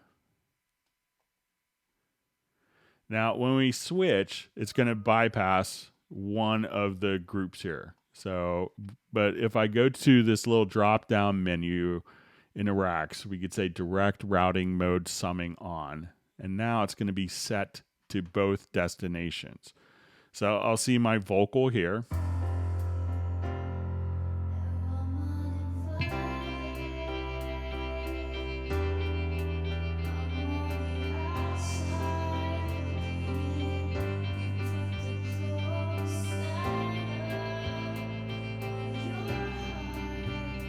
So, and then what you want to do is to basically just kind of squash one channel. So let's say we want to come here. And then have the other group unaffected with processing, and then kind of just blend those 2. So that's kind of, let me just turn that bus off. So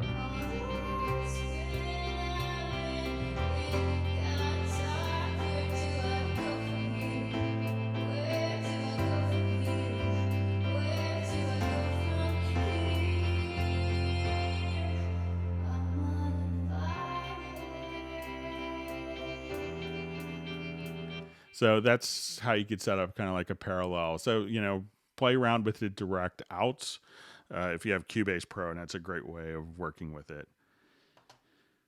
Okay, so one question. When I open up Media Bay is empty, where can I find the Cubase library? I'm using Cubase 9.5. So if you go to the Media Bay,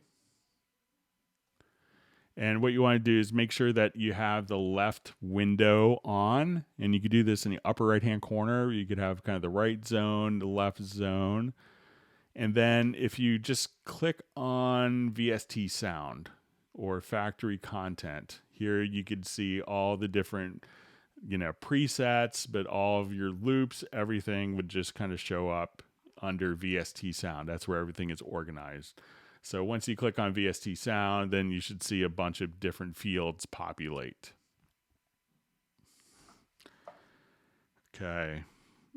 Thanks for all the great questions, everyone. Okay, we have a question. I have M Audio KeyStation Mini 32 keyboard, just basic stuff. What would you suggest for a beginner home recording that would work with Cubase velocity, articulation, etc. settings?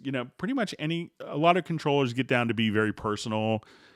To me, sometimes like a controller could have a lot of features, but you just hate how it feels. I'm not a skilled piano or keyboard player. Bass is my primary instrument.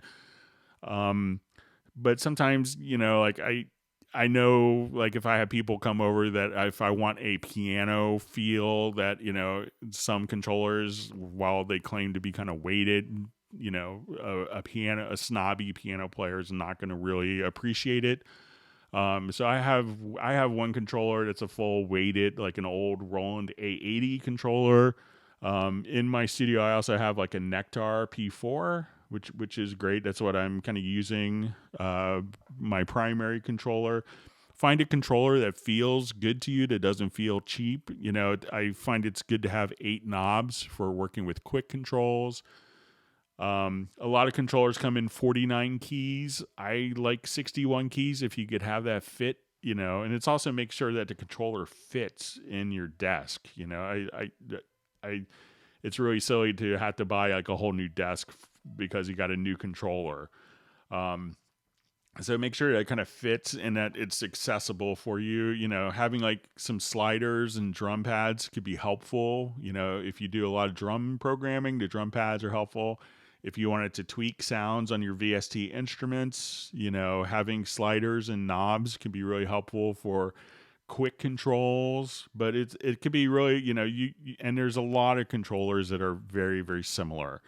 So check out, to make sure that one, it could work over USB and MIDI. I find that, I prefer to have both. If you wanted to do expression, that it has, a sustain pedal input that also has like an expression pedal input that could be mapped. Those will be helpful if you want to get into orchestral stuff. But it's really, sometimes you may play 5 different controllers from different companies, and you may go, oh, 4 of these, I just hate it, the way they felt, the way they kind of responded.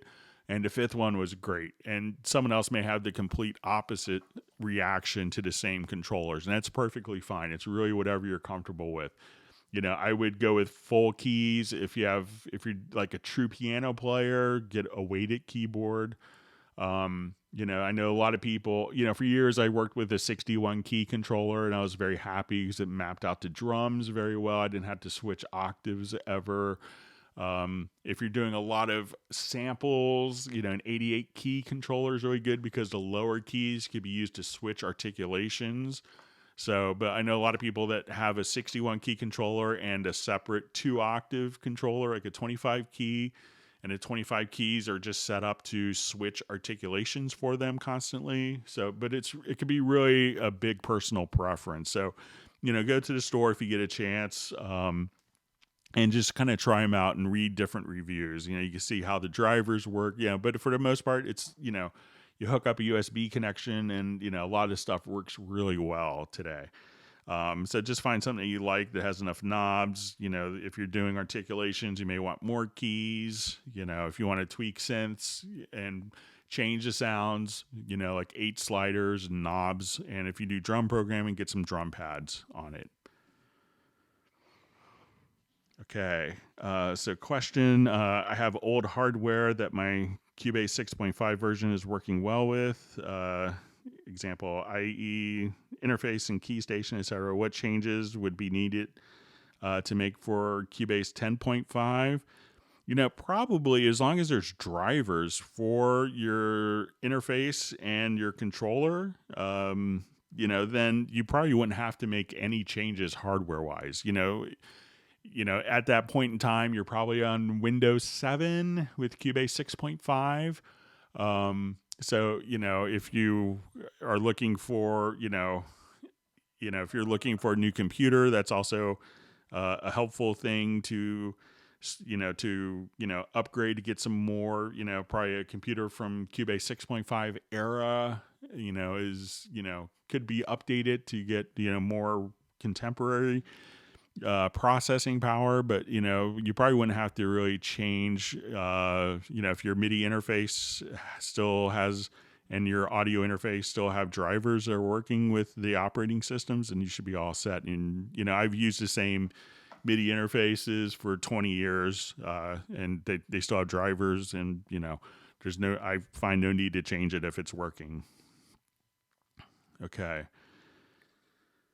we're moving on. Okay, so we have a question. Will multi-point clip gain be available instead of having to cut the events in small segments? What a lot of people do, I've been lobbying for kind of a feature like this, but, but a lot of people kind of can miss the range selection tool and some of its functions. So let's say if I have just a quick vocal file here, and I'll just bounce this selection.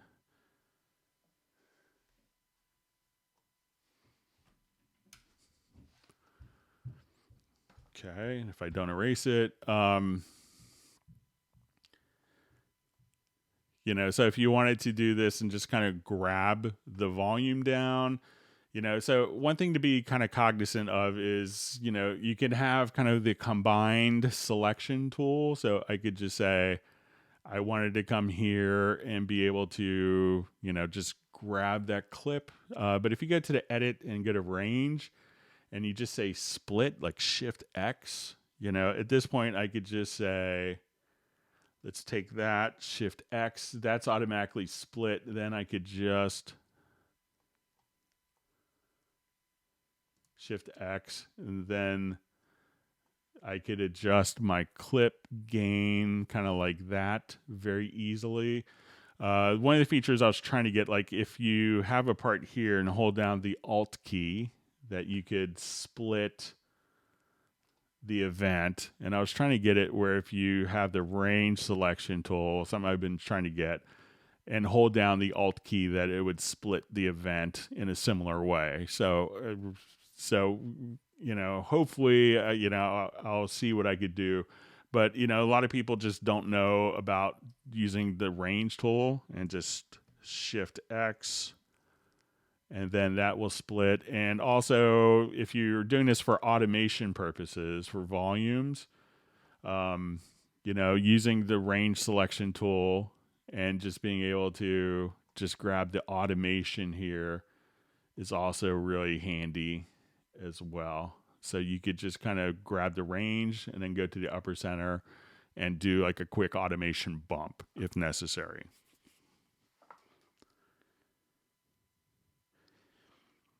Okay.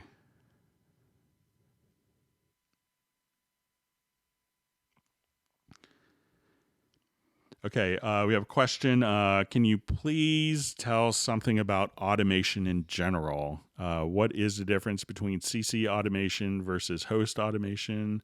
what to prefer. It really can depend. So, the automation for audio is pretty sophisticated. So, some of the advantages of audio automation is that you could, kind of come here and say, okay, I want, to do like, Bezier curves. I wanted to, take this entire range of automation and bring it down.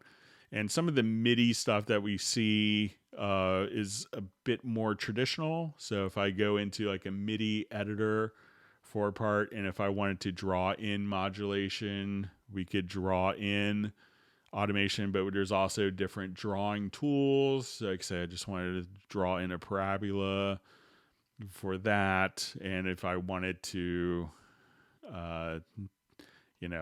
increase or decrease my MIDI CC values, but there isn't a dedicated like curve for doing Bezier curves. So if you want that, you could go into MIDI and there's a CC automation setup. And here you could choose different controllers to where instead of having it as MIDI CC data in the controller, that it'll kind of function like automation. And the automation, so this allows you to do the same exact paradigm for editing automation and MIDI CC data, as opposed to the traditional way of working with MIDI CC data. So, and it's really, there's no, I would say if you're doing a lot of people doing electronic music, find that the Bezier curves are very important for the virtual instruments. And that's when it makes sense to probably switch over the MIDI to a traditional more of a automation setup. Some people love just writing in data, so composers will just write in their MIDI CC data, and they love to see it all open within the MIDI editor. Either way will get you to the finish line, but it's really just if depending on what particular types of workflows, but know that you could work either way with MIDI data. Okay. So we see a question: how can I automatically set the volume automation to not suddenly jump up or down, instead gradually ramp up or down when selecting an area and dragging the automation up or down? Okay, so let's take a look.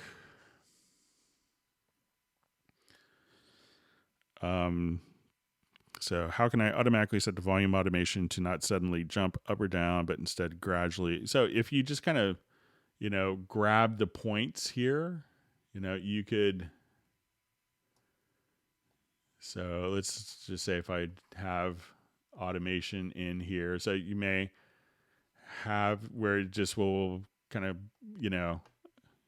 go directly that way. And I think if you just kind of do the curve, but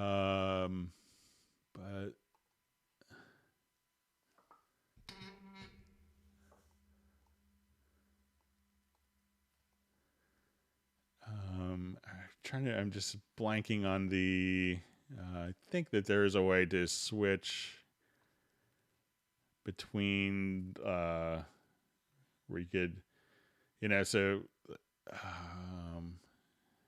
I'm just blanking where it's at right now. Let me just.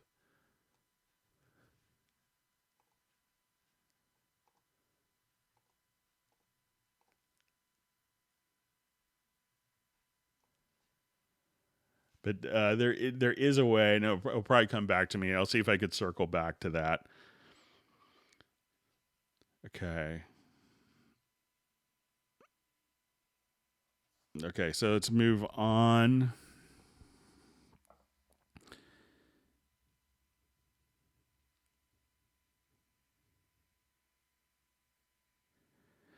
Okay, so a question from Chris. Is it possible to renumber the bars and beats at the top so I can say give it the first 4 bars of designation like A, B, C, D, and then it goes to bar 1, 2, 3, and so on? The bar numbers are going to be kind of set to the bar numbers. What I've seen some people do is, using, so, generally you don't have bar A or bar B. You may have section A, section B. But if you set up an arranger track, what I've seen some people set this up as like just a way not to even change the songs, but if you wanted to,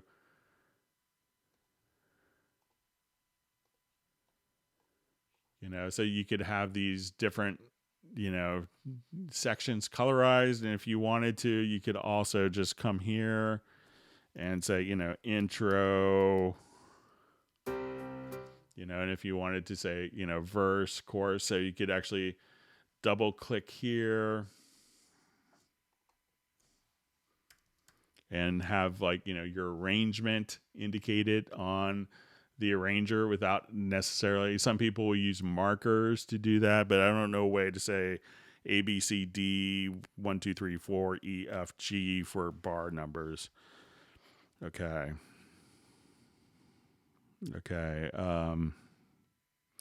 How to set up height of tracks. So if you wanted to make tracks kind of taller,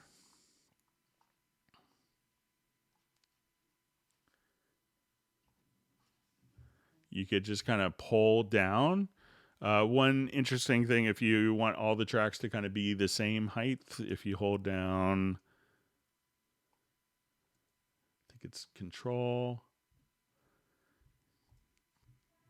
and Control or Command and drag the bottom, you could change the height of all tracks. One preference that a lot of people miss is if you have enlarge selected track, as you have the track selected, that track will be bigger. So that's in whatever you kind of have the size set to. So as I go to different tracks, that can be set up just to do that as well. But you could, so a number of different ways if you wanted to bypass that option from the edit menu, but just hold down and Control, you could adjust and resize and make them all the same. Or I want this one to be obnoxiously big for some reason, you could individually size as well.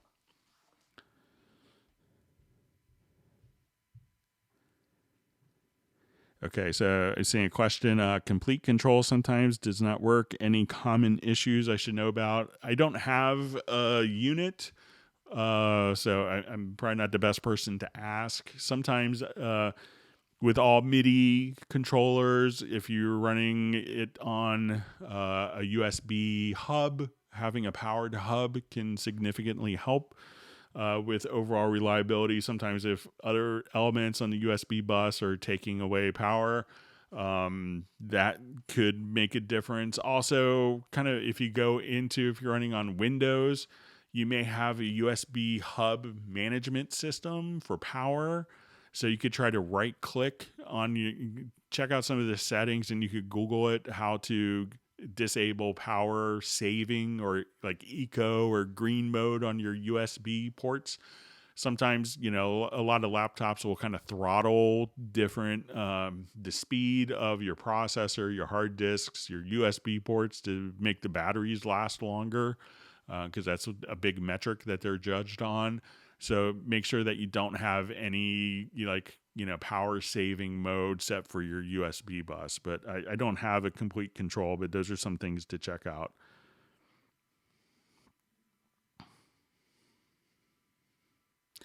Okay, so we have a question. I would like to know if there is a way in Cubase or Nuendo to render out instrument tracks as audio track in the same session while keeping the inserts and track effects on. So let's say I just wanted to come here and take, these tracks here. So I have a number of like strings and stuff. And what I could do is just go to your edit and go to render in place. And there's different settings. So I could just say, we could keep them dry. I could embed the channel settings or not. I can embed the send effects or not. I can embed the master effects or not. But I could say, okay, I want to keep it dry. And then I could just say, I could choose to mute the source tracks. If I have just the actual tracks selected and nothing else selected, at this point, I go to my edit. So we'll go to our render in place and we go to your render settings. I could choose to remove the source tracks. So I could disable them so that they don't take any CPU cycles. But now watch when I do this, I'll render. And one by one, it'll just kind of go through all the different tracks here, render them as audio.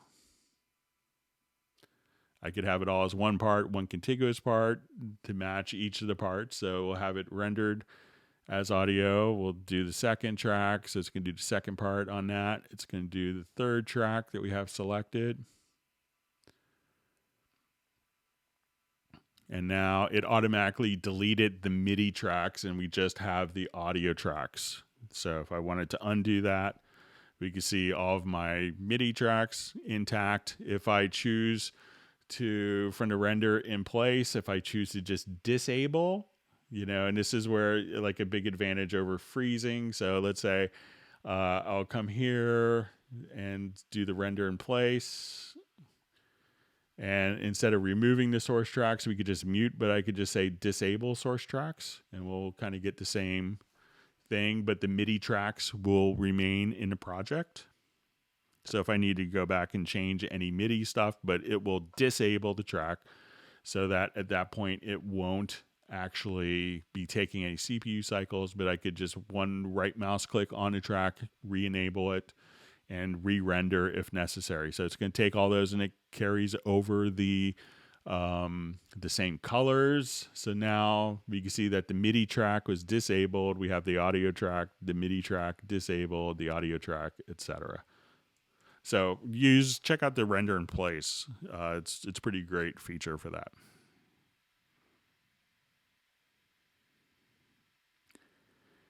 Okay, so another question about the visualizers. We covered that a little earlier. Okay, so it says, I have one question. How do I get the mixed channels in colors like you have?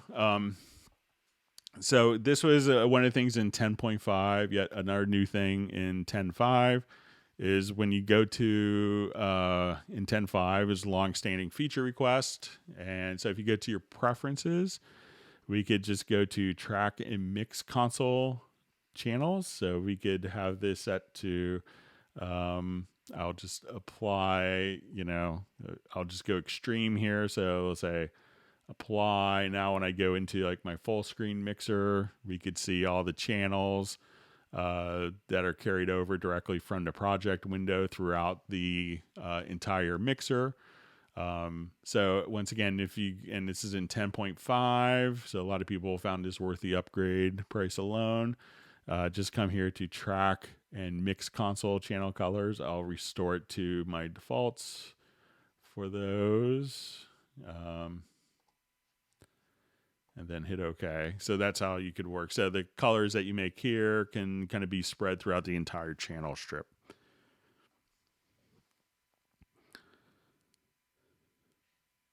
Okay, so your question, so this means basically when we're done editing VST, I think this is a continuation of our render in place solution that we showed for rendering tracks. Okay, so we have a question, how can you duplicate beats to land on measures? Okay, so I'm not sure if this is like a MIDI beat. So I'll just add a quick instrument track.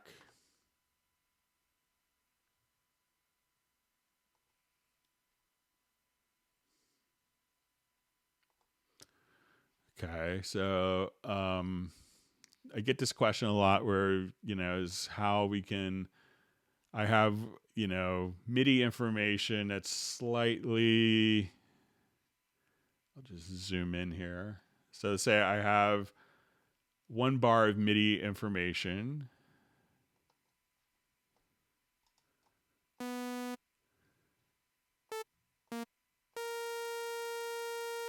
right, there's my lovely retrolog sounds when you don't load a preset. All right, so let's say I have this information and I wanted that all to fit within one beat. So if you have your part on the main project window, we could just select it and Command or Control D. You could do that. Now, a lot of times what people want to do is maybe like within the editor itself. So there's a dedicated in-place editor that this works well for. And it's called if you hit, I think it's Command-Shift-I, and this is the in-place editor. So, and I'll just hide the lower zone just so you could see this. So now that I have like this particular range, so this doesn't start on the beat and it ends before the beat. So a lot of times what happens if I duplicate the notes within the beat, it gets off of the grid. Because it'll just place the next copied event directly after that. So what you could do here is just select the range selection tool. So I will just come right here. We'll select the range tool. And now if I select the entire range, let's say,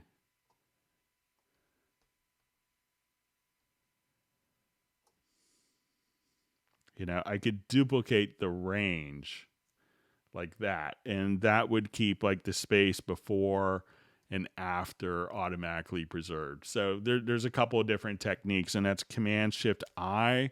And you could also right click and go to your track control settings. And if you don't see that, it could be a hidden element. So we could just say under hidden, you may see an edit in place. You could just say add and then hit apply, hit OK. And then that would show up as an icon here that you could always turn on. So a couple of techniques for copying and duplicating beats to land on measures.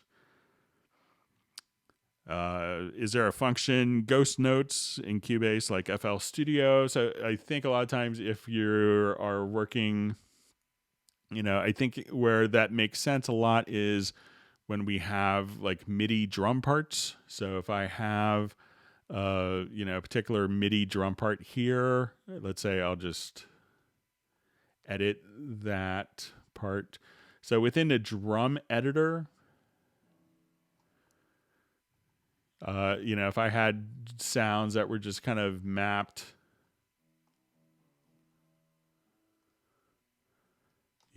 all throughout, let's say I have notes down here and notes there, and I only wanted to see the notes that have the data. So within the drum editor, you could just say show drum sounds with events.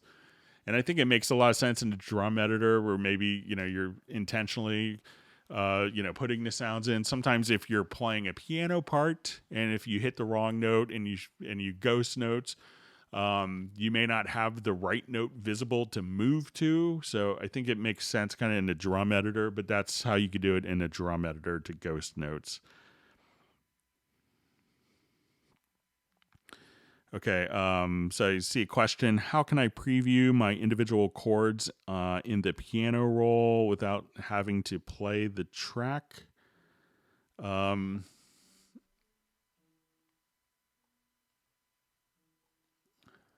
right, so let's just come here.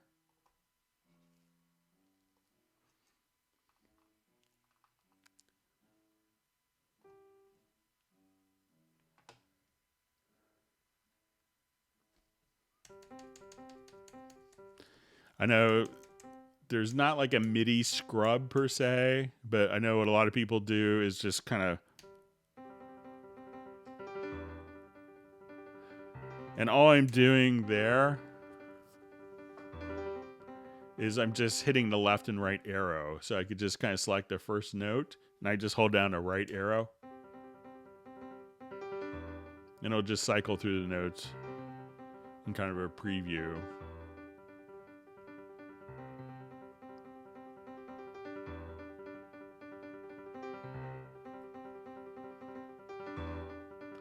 So if you quickly want to like audition and listen stuff without playing, that's one method I've seen people do. But there isn't a MIDI scrub per se. Okay.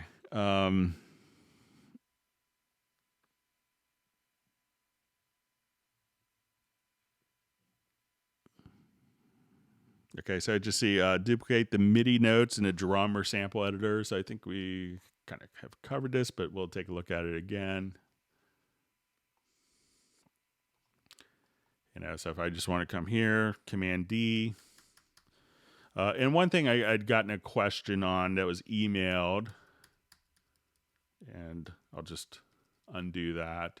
Someone had asked about kind of duplicating within the drum editor. So if I had these notes, let's say in my drum editor,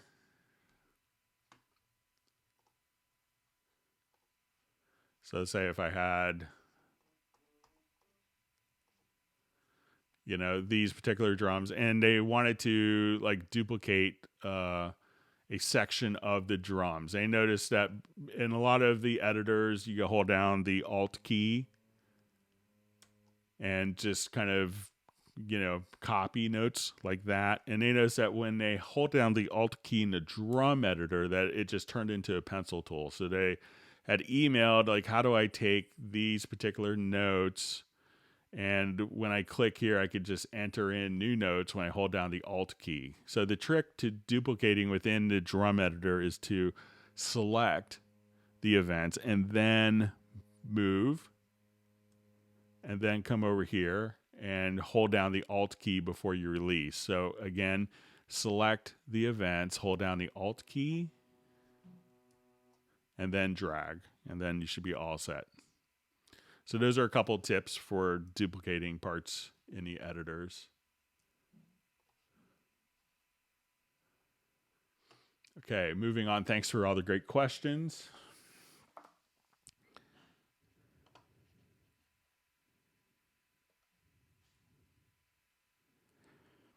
Okay. So I see using Cubase since Atari 1040 ST days and getting better thanks to University of Greg. Oh, I'm glad everyone's hopefully can learn a tip or trick or two.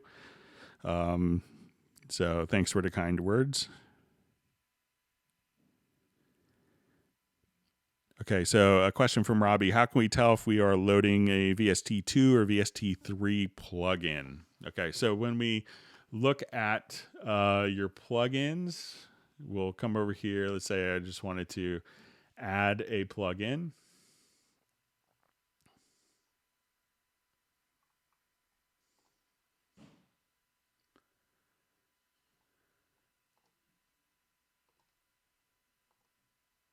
So often you'll see just this little subtle distinction here when you see plugins, and you see 3 dashes. When you see the 3 dashes, that indicates that it's a VST3 plugin. And if you don't see that, that would indicate that it's a VST2 plugin. Let me see. I think maybe might be some like,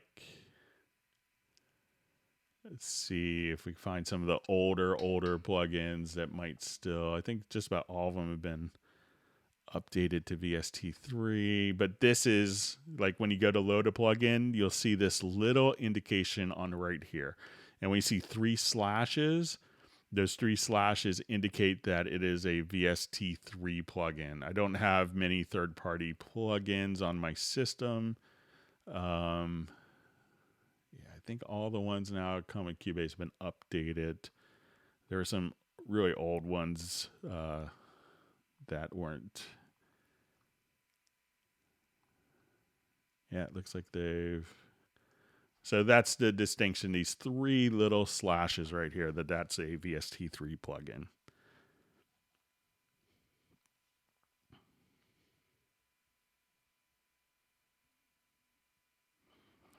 Okay. Does Cubase have a vocal writer, or can you suggest a way so the vocals can sit on top of a mix? I know other companies have vocal writer plugins like Waves, but I'm hoping Cubase can do this. A lot of times the vocal writers are really just a compressor. So, it's a lot of times what I do with vocals, and it's, sometimes people will go through and, want just like a really easy solution. And I understand it's like, turn a plugin on, let it do its magic. But, I do a lot, and I found, that my friends that do, like I have a friend, a longtime Cubase user, and he's done tons of work for David Foster.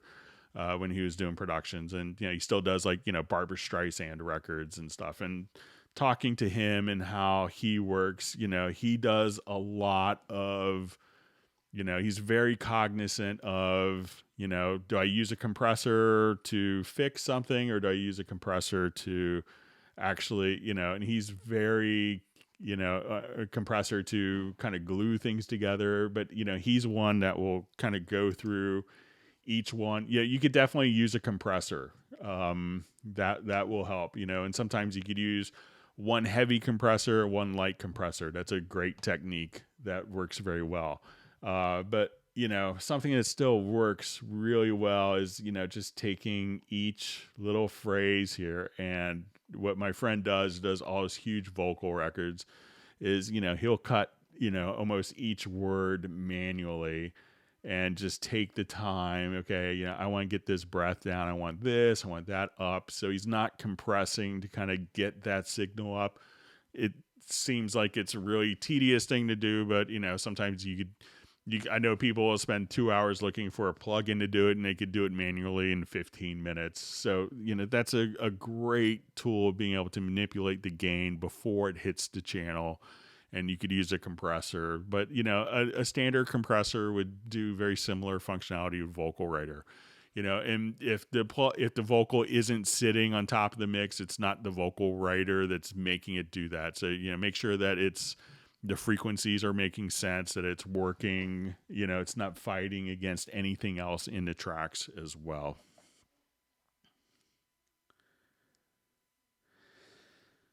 Okay, so I see a question. Anybody know why some VST3 plugins don't save the setting you used in a song, but the VST2 version always remembers? Is there a preference I need to change?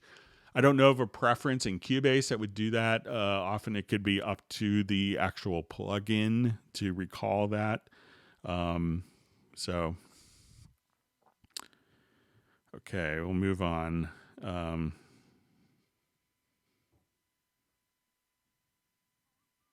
Okay, so seeing some more conversation on the render in place, which we just showed. I know we're done that. Thanks everyone for great questions, and I appreciate everyone kind of being patient with the questions. Okay, so we have a question. Please make Hallian 6 tips. Okay, I'm kind of preparing a kind of a tips and tricks video on Hallian as well. So look for that. Okay. Okay, so we have a question, just reading through. Okay, so just some more comments. And I see people, like, if you want to take all of your MIDI tracks and put those into a folder track, someone made a comment about when doing like a render in place that you have 2 parts. One thing that to be aware of if you do render in place, you can just come over here and hide particular tracks from your view as well. But as you can see, you could just, totally eradicate the MIDI tracks if you wanted to, but you could visually hide them quite easily using the visibility tab.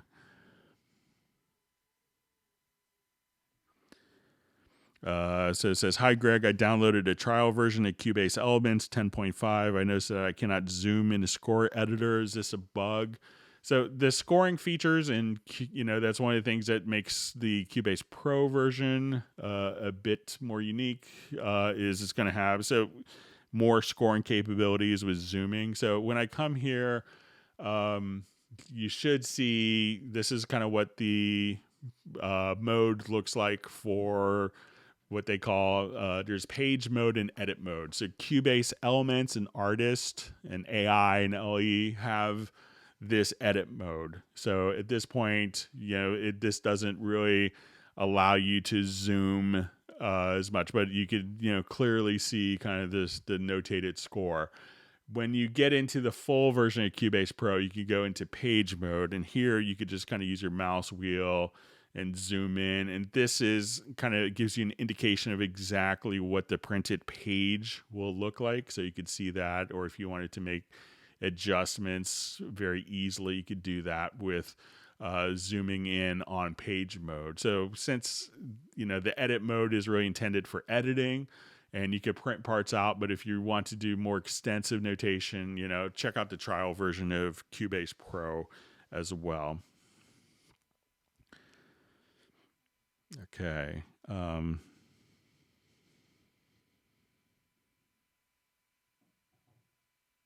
Okay, so we have a question from Ron. Hey, Greg, thank you for taking time to do this. Can you explain the difference between effects tracks and group tracks, and maybe a quick explanation on all our most common tracks? All right, so we'll go ahead and take a quick look. So, effects track. So if I wanted to add, let's say, a delay to my voice here, I would add probably like an effects track. Let me just jump back to revert it. I like the song too much to destroy the vocal in a public demo like this.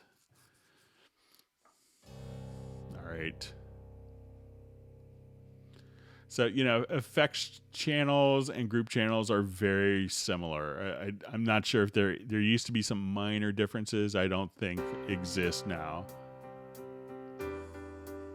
So if I wanted to add, let's say, an echo to the voice here. What did you say? So I'll just come here and we'll look at. Wished it all away. So this will be a dry. I'm left here for But if I wanted to add a mono delay, I could right click and add an effects channel to a particular send. You were the party, the big event. I was your everything. All right, so now you could Now I'm uninvited. turn this on. I'm on the outside looking in. You put the close side up. So now I could vary the amount of the wet dry ratio. So when it's all the way to the left, it's dry. On your heart. And I move this to the right. All the lights went out and it got dark. Where do Now can add an effects channel group, and I could then add an insert on that effects channel group, send it to the effects channel, and and kind of do something very similar. Now I could also come here and say, to this particular track, I want to right click and I could add, let's say to the selected track, I could add a group track. So if I do this, then I could, as an insert, add an effect. But if I wanted to go back to my main vocal channel, I could just see that we'll have kind of our send here. And I could say, let's send this out to a group. And this is my newly created group.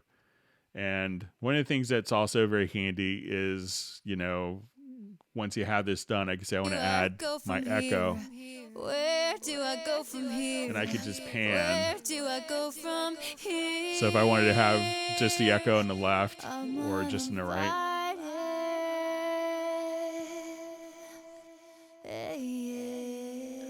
So a lot of people will use groups to take like all the drums and sum them and have the group be able to, add EQ to the collective entity of all the drum tracks. So I want to take all the drums and add more lows or cut mids or whatever, or add a compression. So that's generally what groups are used for, and effects channels, and they are functionally, I think 99% the same. So you could kind of go back and forth between them, but if you wanted to add an effect, adding an effects channel is a more direct route, because you don't have to then go add an insert on the group. But once you've done that, there's kind of different approaches to it.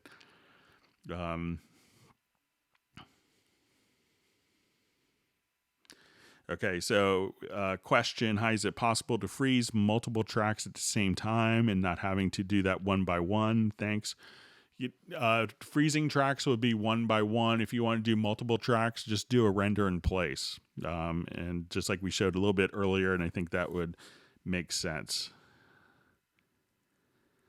Okay, so we have a question. Hi, I would like to know how do you save sounds in Hallian Sonic 3 as favorites? I'll go just show this in Hallian Sonic as well, since all Cubase users have that. One of the things that I like to do is when you go to your particular sounds and like when you get a new instrument, it's like, it's always kind of very Christmassy, it's like, okay, I'm going to come and discover every sound. So, what I like to do is just kind of load up a sound.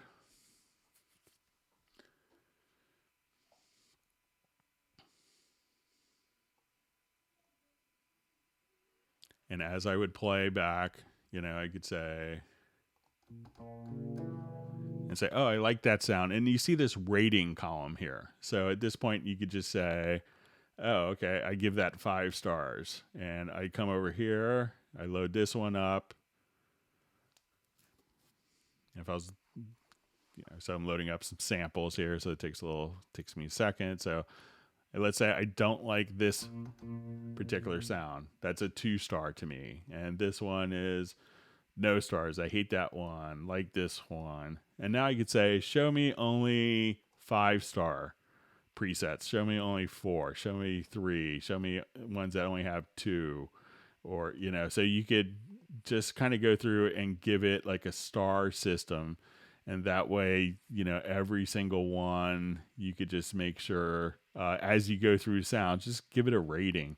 Then you could quickly say, I like my 3 stars, 5 stars, and you could just say, every sound I think is ridiculous that I would never use for my projects, give it 1 star, and then you could just filter out the views. So that's a quick, easy way to, save favorite sounds and be able to access them quickly.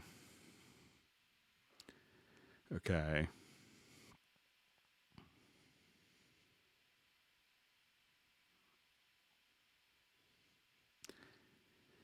Okay, just reading through. Okay, so I'm just seeing how to say preset to other hard drive. If you could just let me know what type of preset. So different presets will go to different locations. So let me know because there's different techniques to do that. Okay. How to set up the default height of tracks. So do new project here.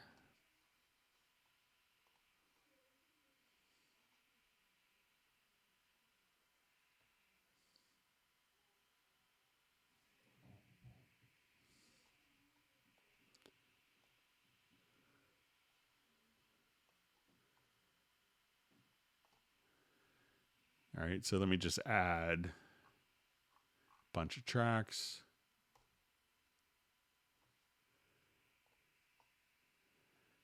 So this may be under the track control settings.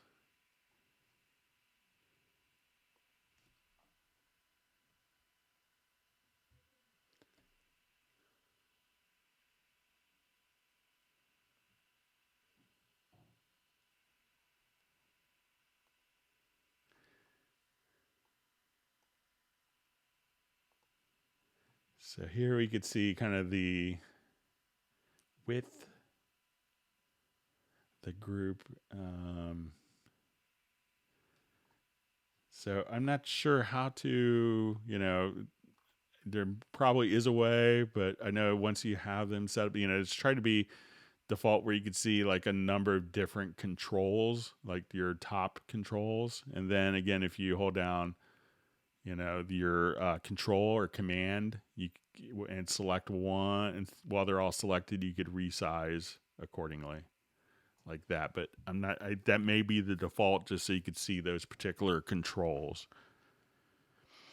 All right, I'm going to jump over to some questions that were emailed in.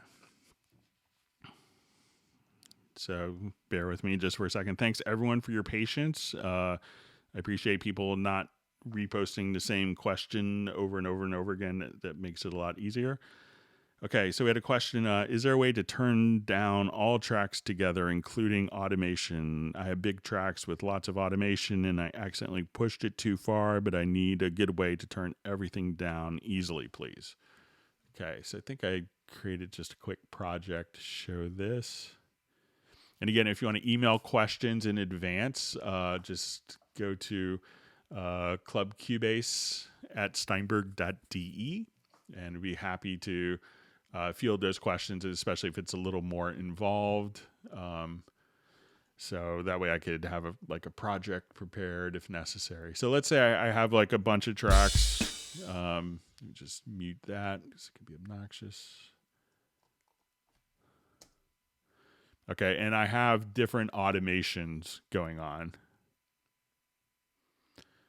Okay, and all these automations, there's a couple of different ways if I have automation. So I'll hit F6 and I'll go to, and I want to show all my volume automation. And I could make a project logical editor preset. So I could say, so I will say, let's select all tracks that are equal to automation. And I will, so within a project logical editor, I can now select all the automation parts here. Now, if I wanted to adjust the automation, so I have all these automation values, I could go from the info line and under value, I could bring these all up or down, and that will proportionally move the automation up or down. And we can see the automation values here change accordingly. So if I wanted to, if you got a little crazy with your automation and now you need to bring everything down, that's a good, easy way of doing that. So now let's say if I want to take a different approach, I could also, if you have Cubase Pro, I could select these and add a VCA fader to the selected tracks. So at this point, I could have my automation here. These are all routed to the VCA. And what the VCA does, if I automate the VCA, I could say, I want my VCA to go down. And we can see that other tracks are still kind of creeping up in a contrary motion. And if I take my VCA fader up, we can now kind of, have those automations. So as soon as we do this, realize that we're going to have, different automations. So if I wanted to kind of coalesce the two channels, I could just come over here and say combine the automation of the VCA faders and the linked channels. Once I click on that, we'll see that all the automations will just kind of jump accordingly. So that's kind of taking into account the VCA. So that's a couple of techniques to work with. All right, so we had someone that just says, they're working, with Cubase 3 and Cubase 10.5 for music production. And it says his only concern for Cubase 10.5 is time stretching a loop sample that does not have BPM. I also noticed from our producer perspective that, Cubase 10.5 isn't really on the radar of a lot of people. So, we showed earlier, like how to, do the time stretching samples. And if you have a particular file, and I'll show this is kind of answering another question. Let's say if I wanted to come here and let me just open up a project.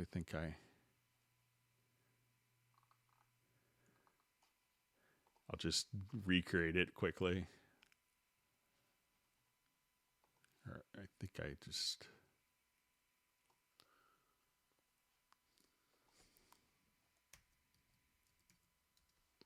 Nick had emailed this question in, and you could do just like some pretty ridiculous things. Like let's say if I have a jazz piece here and we don't know what the tempo is.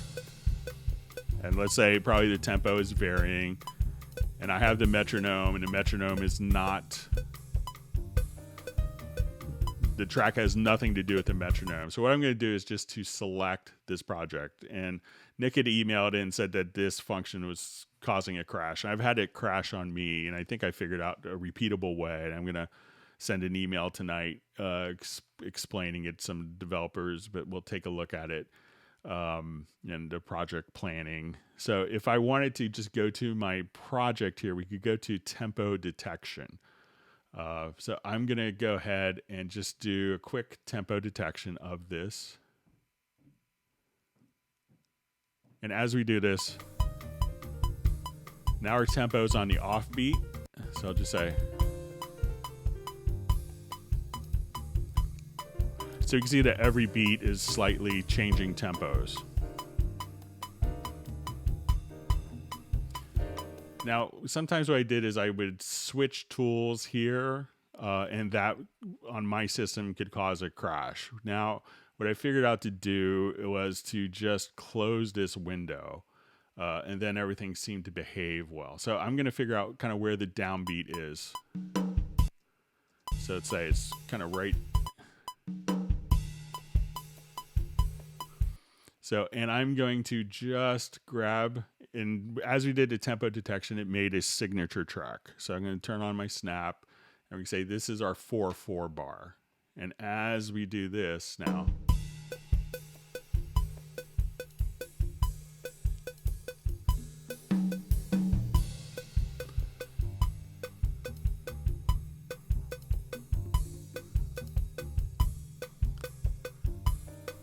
let's say I just cut some low end here.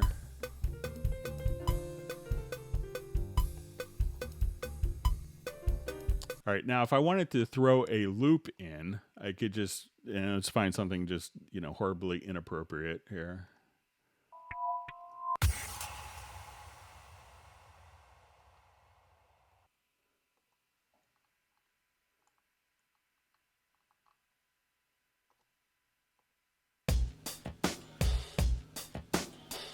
All right, so I'm just going to drag that loop in. I'm going to have this loop just start in musical mode. And now that loop is going to automatically just speed up to match the tempo of the track.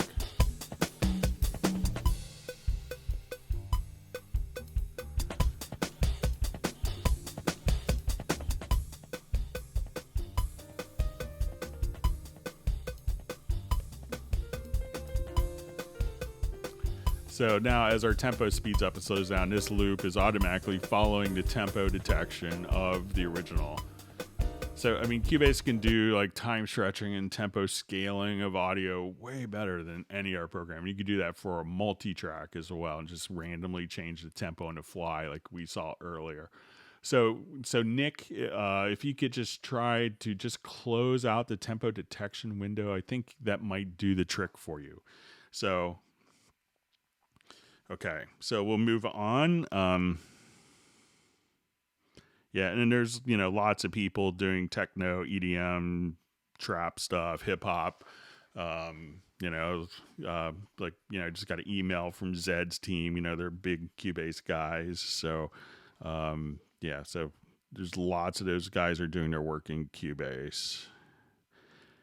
Okay, so it says, hi, my name is Marion. I'm running Cubase Pro 10.512 on Windows 10, brand new Cubase owner, just bought it last week. Congratulations, and great that you're on the Hangouts. I have a question regarding the input-output channels hidden that appears in the project window once a new project is created. I think there are always two tracks in that folder, one named stereo in and another named stereo out. Now, every time I create a new project, there's only one track in that folder, the stereo out track. Am I mistaken when saying that there were two tracks in the folder, stereo in, stereo out, or did something in the settings which caused this? So let's take a quick look.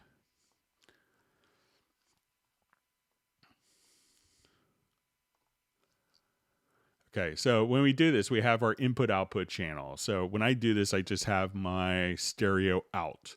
And the reason why we did this is before, many people, when starting a project in Cubase, if they wanted to draw like a fade out, these output channels wouldn't appear by default previously. So when they would only show up if you automated the master fader. Now, if we have an audio track, so I'm going to go to my audio connections window. So right now I just have stereo in and out. I will have this defined. And let's say I add an audio track. I'll keep this window open. I want to use my stereo in as my defined input. I hit add track. Okay. So, and it could also be, so we'll see our stereo in here now that this is routed to a particular track. Let me just see. Okay. So we'll see the stereo in, and I'll just do this one more time to make sure I'm paying attention this time. Sorry about that. So I can see the input output. So here we just see the stereo out. Now the stereo in is always going to be routed to a particular audio track. So you may see the fader here, but it may not show up in the stereo out.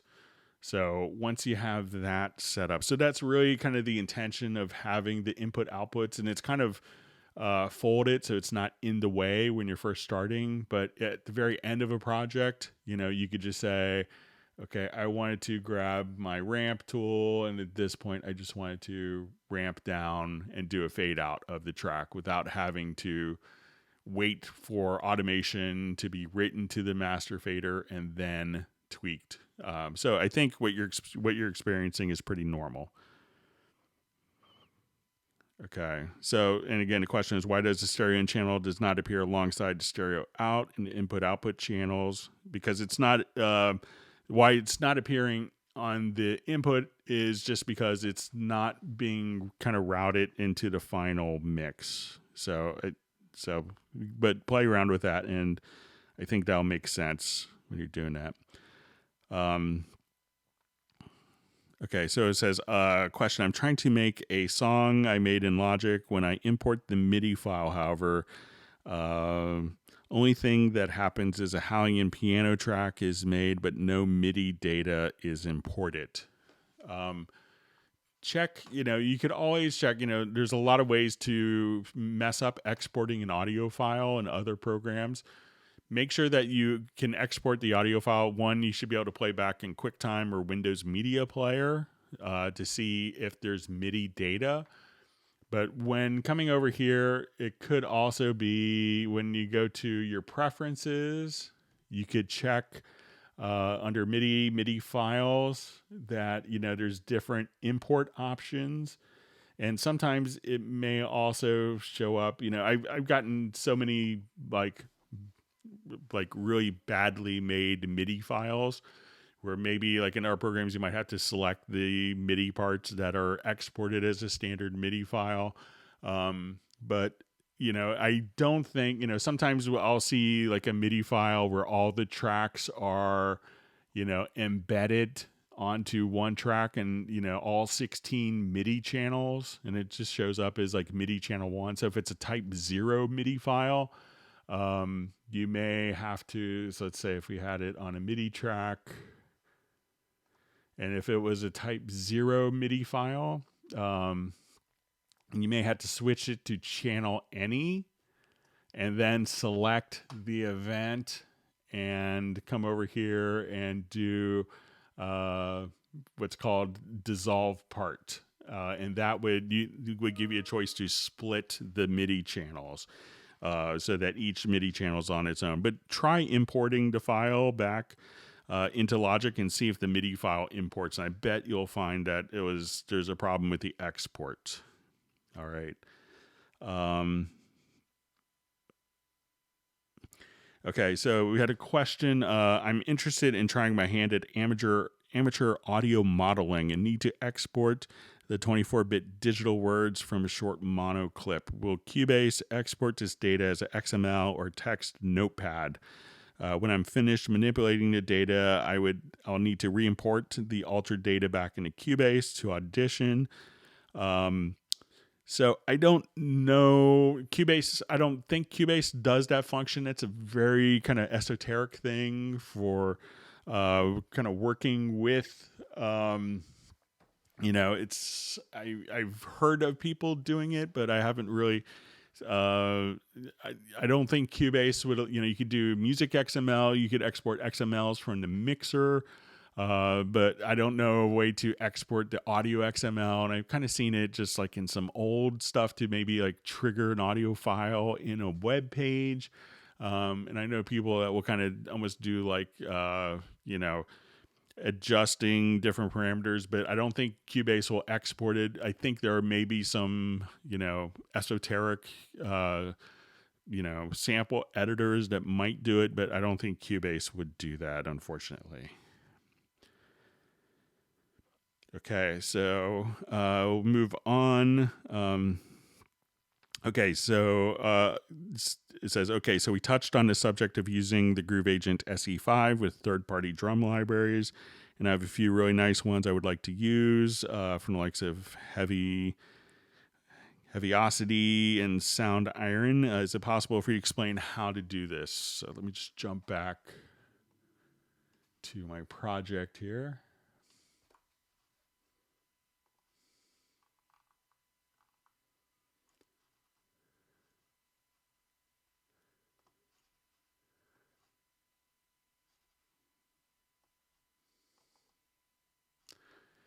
Okay, so I'm going to just close the automation windows here.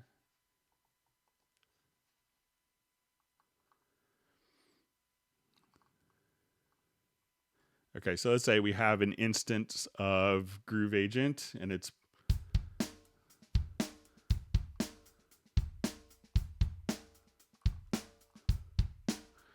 okay, so what they want to do is to have Groove Agent play back the patterns that Groove Agent is generating and have it play back another sound source. Okay, so what I want to do is I think I opened up like another, like a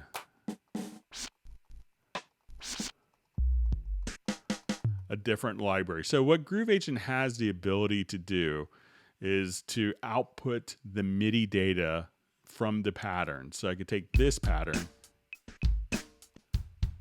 and what I want to do is to take my other drum sound, and so this is my Groove Agent track, and let's say I have another drum sound loaded into Halion Sonic SE.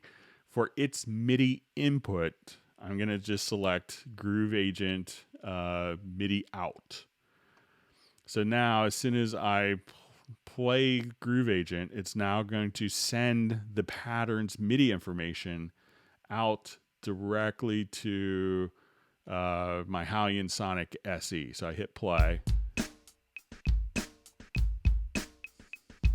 So if I wanted to mute the original, and let's say if I wanted to have change the patterns here in Groove Agent, and this works with any MIDI device. So if I say, okay, let's come over here.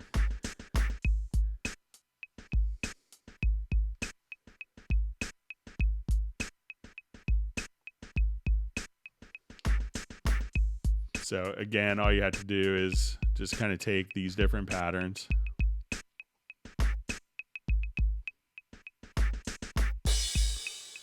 And if you want to just layer your different sounds as well, just for an interesting production element.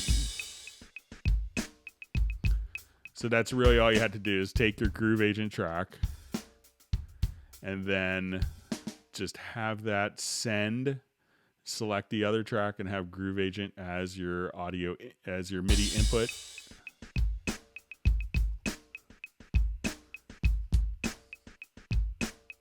And let's say, if you want to do different halftime feels,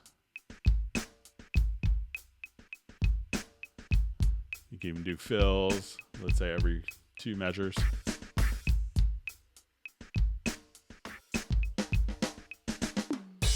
And the other drum source should just follow down. You may have to do different remapping of what MIDI notes that Groove Agent is sending out. But that's how you could, have Groove Agent drive other drum modules. Okay.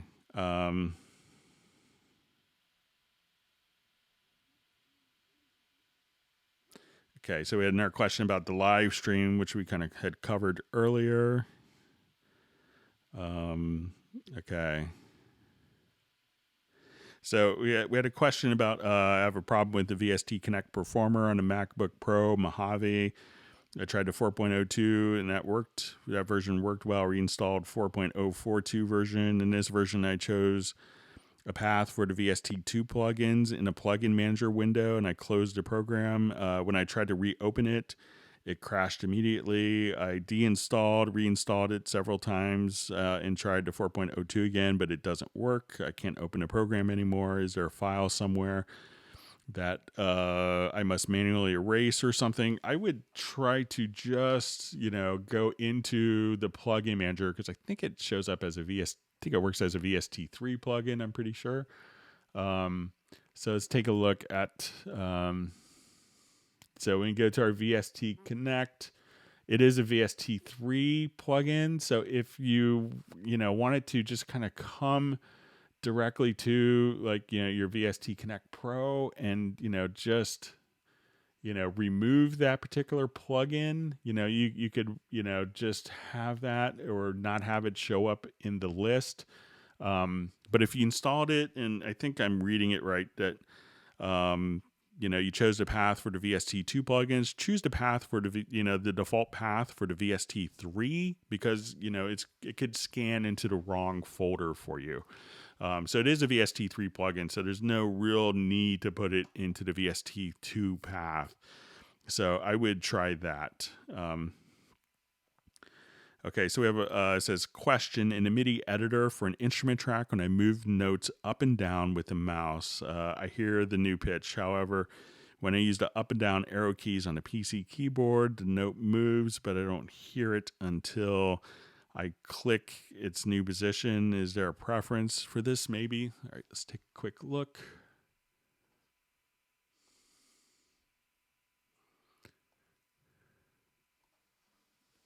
And thanks again for all the great questions from everyone.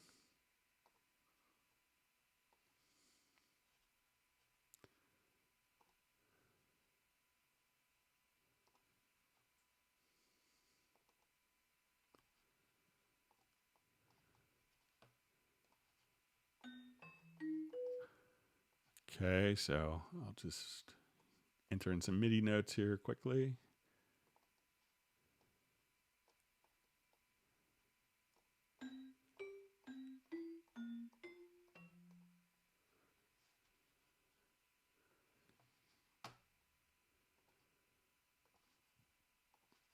Okay, so let's say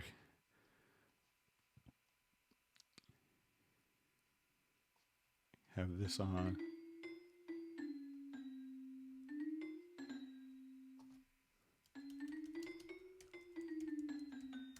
So it seems to work the same way whether I'm using the arrows or physically moving by default.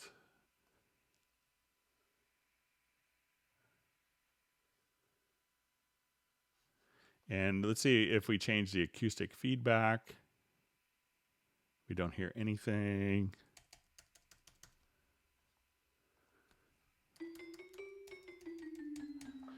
So it seems to be working the same way for me, where I'm hearing it both ways. So if you have a project file that you'd like to email me at clubcubase at steinberg.de, feel free to send over a project on that. Okay, so we have a question. What is the data contained in a pad instruments mode? What is it in the pattern mode? Where's that data stored? Can we load only a part from that data? Can we modify it before or after loading it onto a pad? So, and this is with Groove Agent SE. So let's say if we have our different parts here. So let's say, we have pattern pads and instrument pads. So we can think of the instrument pads as the sounds. So let me just... And our pattern pads would play the patterns. Now, we could also just kind of, if you wanted to cut and copy the pad. We could change the notes, but if you wanted to get this out, we could just drag those pattern pads directly to our project window. And if I wanted to just do something horrible like that, and if, let's say I've modified the pad, I can now drag it over here.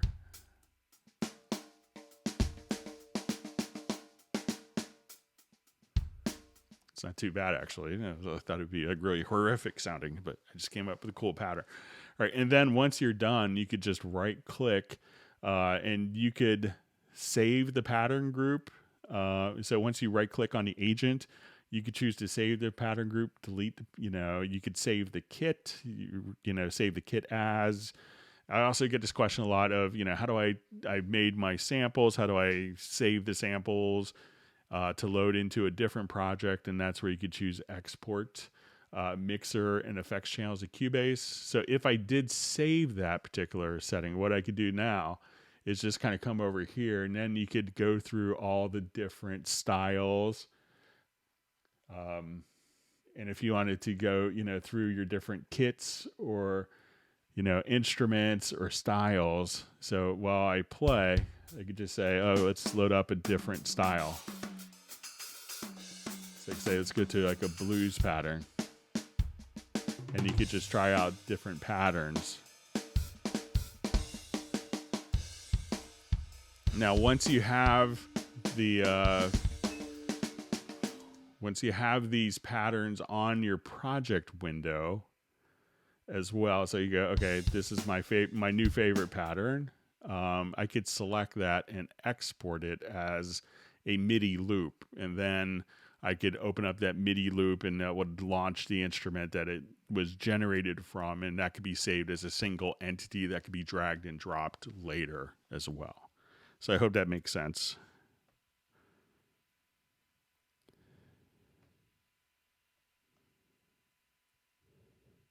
Okay, let's go back to our live feed.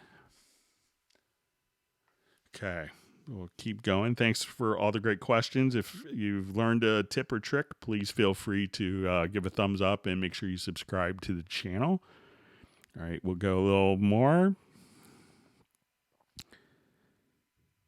Okay.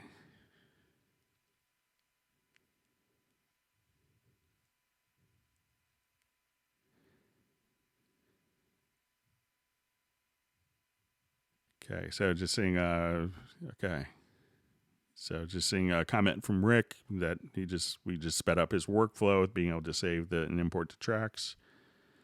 So we see a question: when will VST2 support be dropped? I don't anticipate it really anytime soon, just because we don't want to be incompatible with our own standards. And there's, if we drop VST2 plugins, that would kind of, get rid of all native instruments plugins. So, we know a lot of our customers depend on native instrument stuff, and many other companies that haven't migrated. I think UAD still hasn't, upgraded to VST3 after all this time. So we don't want to drop it, just to make sure, that people are compatible.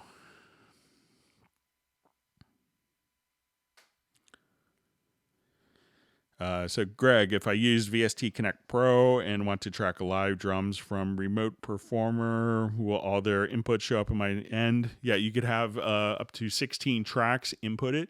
And what it will actually do, Nick, is it will take the audio and it'll kind of record it as like a stereo MP3, and then you could transfer the full resolution multi-track files directly over. So if you haven't played around with the VST Connect Pro, it's you could try a trial version, but it's also on sale for 50% off. Okay.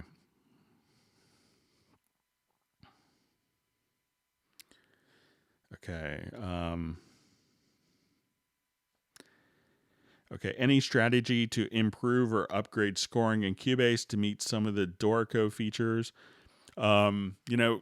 We realize that there's two different workflows. I think we'll start to see some integration coming pretty soon. I could speculate that they would maybe,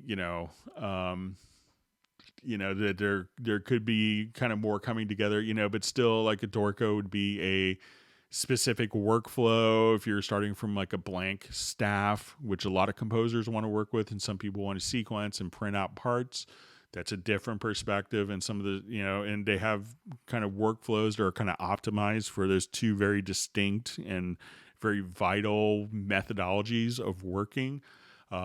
But one thing you could check out is also, the Dorico SE free version. So, that's a great way to do it. But, now that the Dorico has kind of gotten, they've done a tremendous amount of features in, 3 or 4 years. I mean, staggering the output that the Dorico developers have been doing. So, now that it's, pretty well full featured, I think, we'll start to see more intelligent integration and defining what that is between the two different schools of thought to make sure it makes sense. But we already see a lot of stuff, where, we're sharing resources and technology for the audio engine, for video engine and stuff like that, for expression maps. Okay.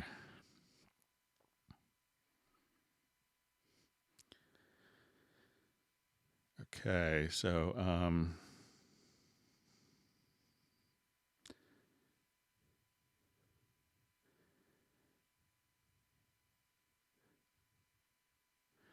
okay, says, hi Greg, can you talk a little about plans or concepts for the next Hallion 7? Thanks for doing this. I haven't been made privy. I was supposed to be in Germany last month for meetings for all this type of stuff, and the trip got canceled because of the coronavirus. So I probably would have found out some stuff or what was in the works, but I don't know.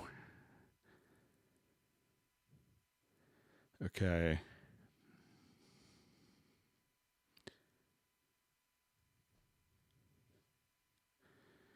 Okay, so I was saying just some, I know we do have a couple scoring videos. I'll try to do some more scoring tips and tricks in Cubase. So thanks for reminding me to do that. Okay.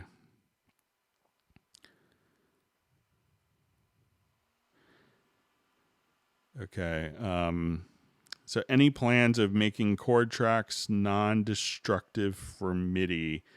I know that once I'll play around with it some more, but once you kind of have the tracks follow the chord tracks, that it's hard to get back to it later, to the original. I think we found that out. I'll do some more reading up on that and see if I could come up with kind of a solution for that.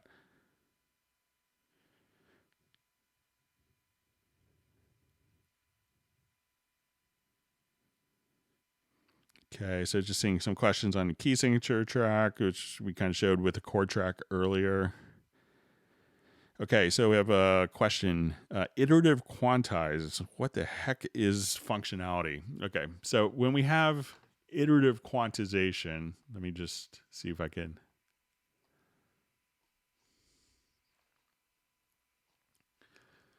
And so this is kind of, this is an English word I learned from the Germans. So oddly enough, it's just how smart I am. But when we go into like your advanced quantized settings, I think if we go into here, so yeah, like when we quantize, we have, kind of like, let's say if I go to a normal 16th note quantize, and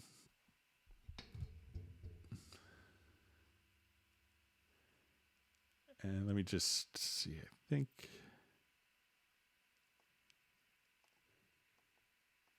All right, and we see this mode 60%. So let's say we have notes that we wanted to quantize here. So let's look at, just make this bigger here so we could see.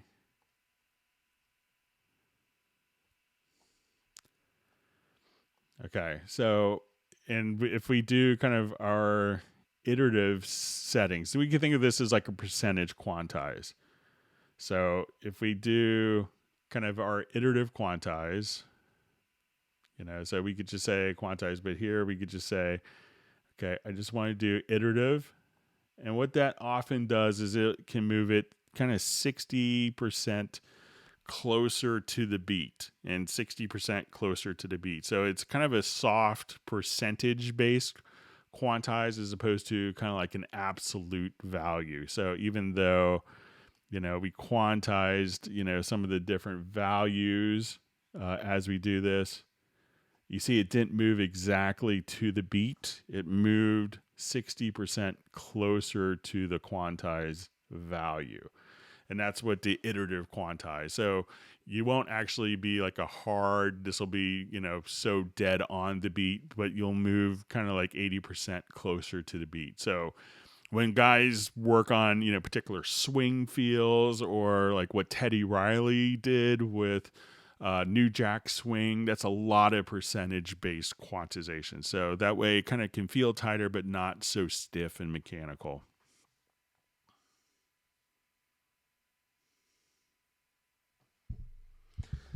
So I'm just seeing a question. How do you email a track? If you just send a link, put it on a Dropbox if you need to send me a track, that's always helpful.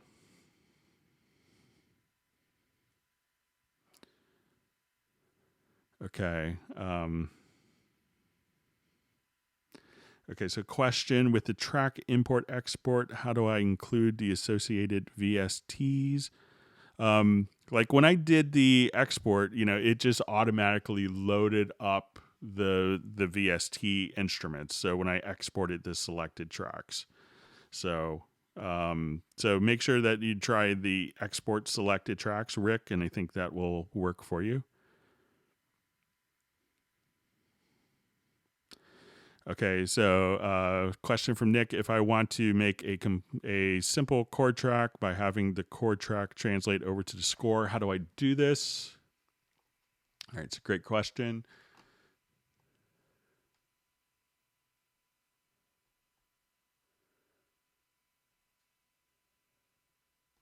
All right, let me just jump to another project here.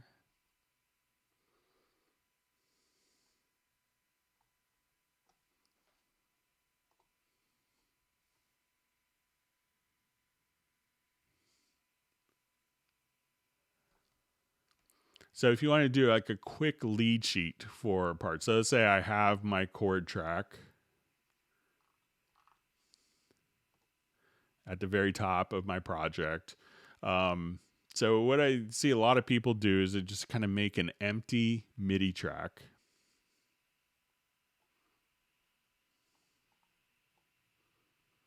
And make it the length of the song.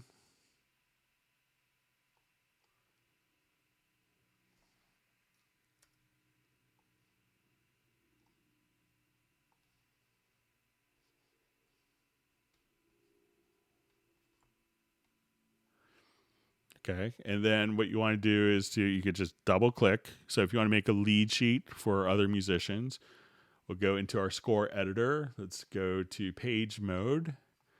And now when you go to scores, to advanced layout, just click on show chord track. And now your chord track will be laid out for you. So.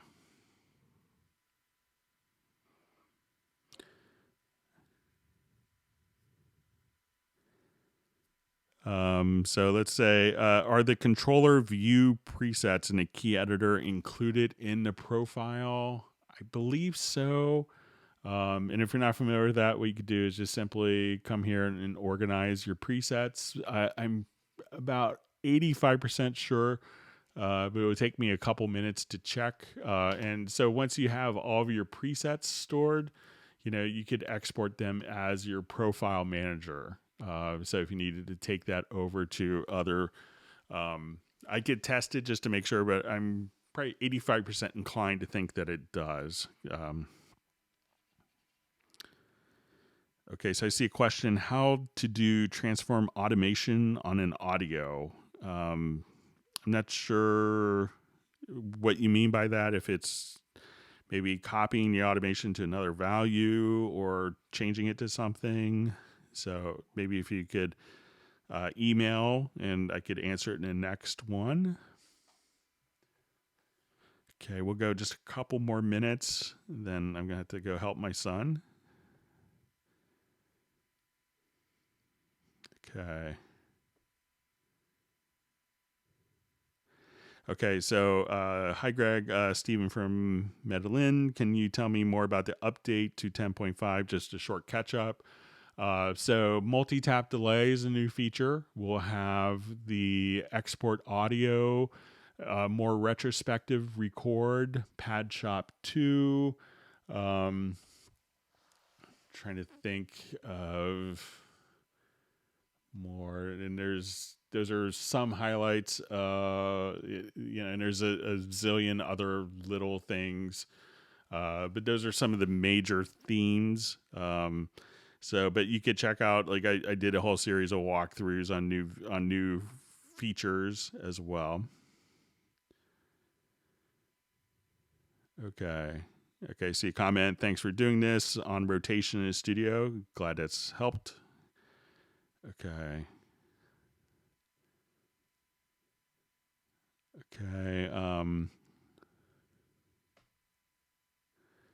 Okay, so it says, hello, please configure 5.1 monitoring, and which plugin do you use as bass management?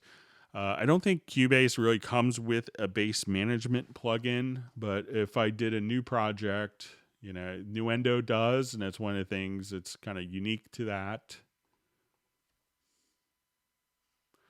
And there's, different forms of what bass management is to different people. But if I come to my audio connections, I can go to my outputs and let me add a 5.1 out. I add a 5.1 audio track.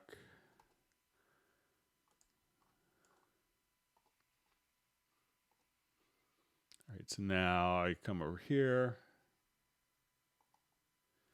And you could just double click, and this is your 5.1 panner. So at this point, you could adjust, different parameters here. So that's how you get it working. Again, I think the bass management and bass management can mean different things to different people. Sometimes it's, handled in your monitoring systems, and sometimes it can be handled in software, sometimes both.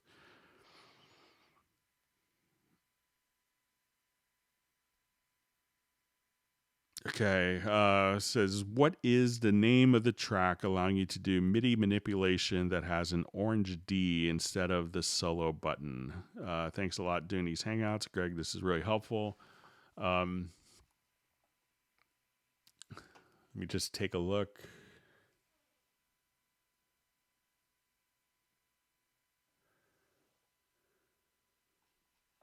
All right, and just make sure I understand the question.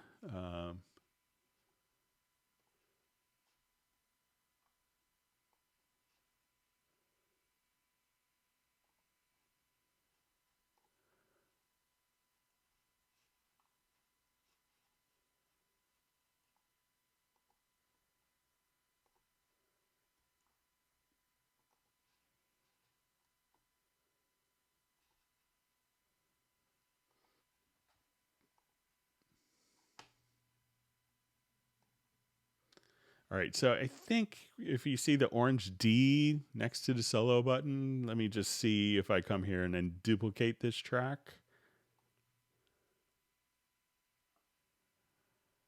So sometimes I see this D here, but I'm not sure if that's what the orange D that you're referring to is, instead of the solo button.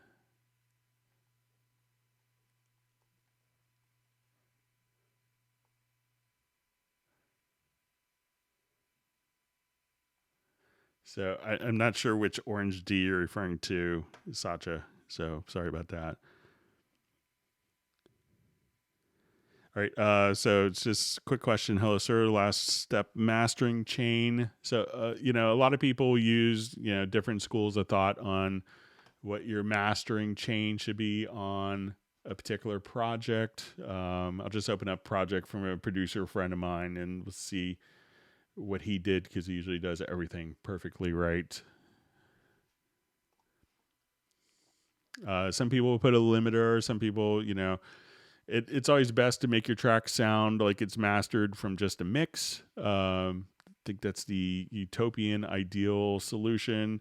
I see a lot of people that are kind of constantly working with mastering chains in, and they're always kind of end up fighting the particular mix as they work with it. So let's say we'll just kind of play this. It's the wrong project I was thinking of.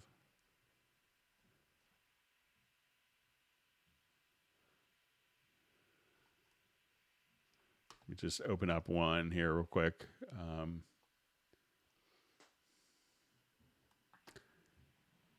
We'll open up for my friend Clay, see what he did.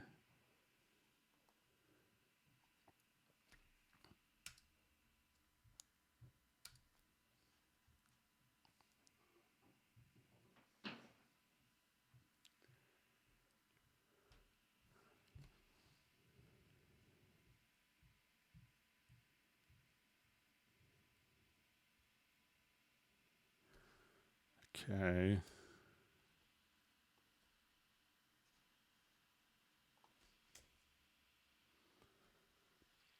So just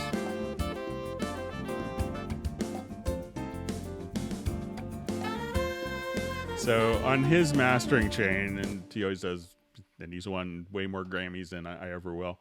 But he didn't have anything. I just had an EQ. So some people will put an EQ. Some people will put,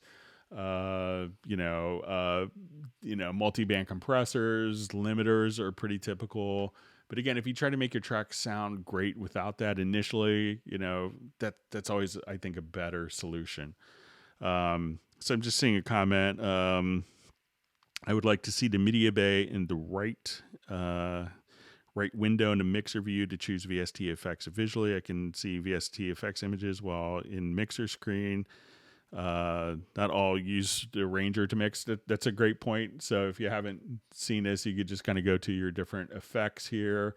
But it's also kind of works out well. Like if I want this effect, I could just drag and drop here, or if I want to drop it as an insert, or you could drop it on. So you could do that on the track. But you can see we're having those on the right-hand side would be really, really helpful as well in the mix console. Okay.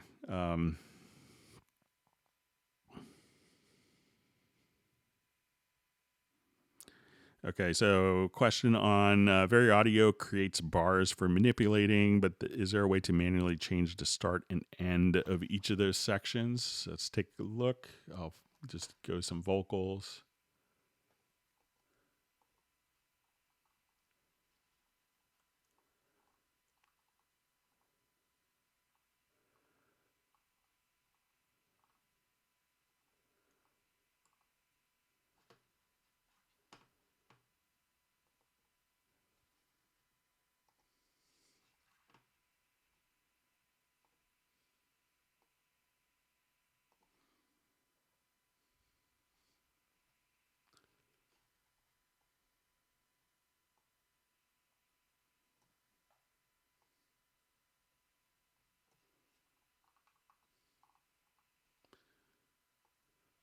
Okay, so let's say if I wanted to come here, you could join these notes together. So let me just, you can just kind of grab the ends of the notes and adjust kind of the, so you could kind of adjust the lengths pretty easily and kind of change start positions of different notes as well. So that's something to kind of play around with just by going to the edges there.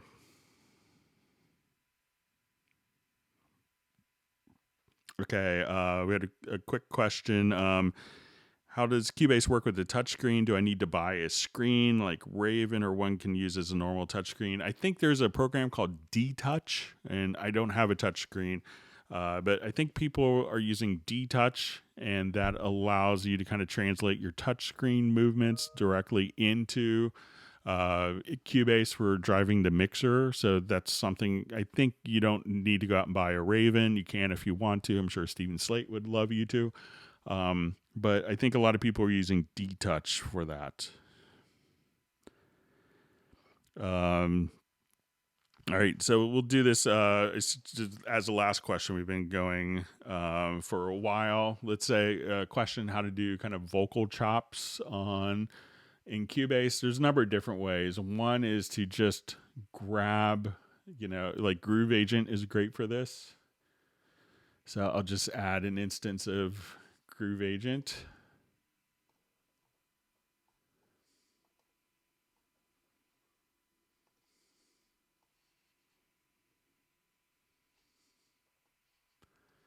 And then drag in an audio file here. And let's just go to the Slice tab. So go to the Slice tab here. It'll create slices. And you could adjust kind of threshold. So now.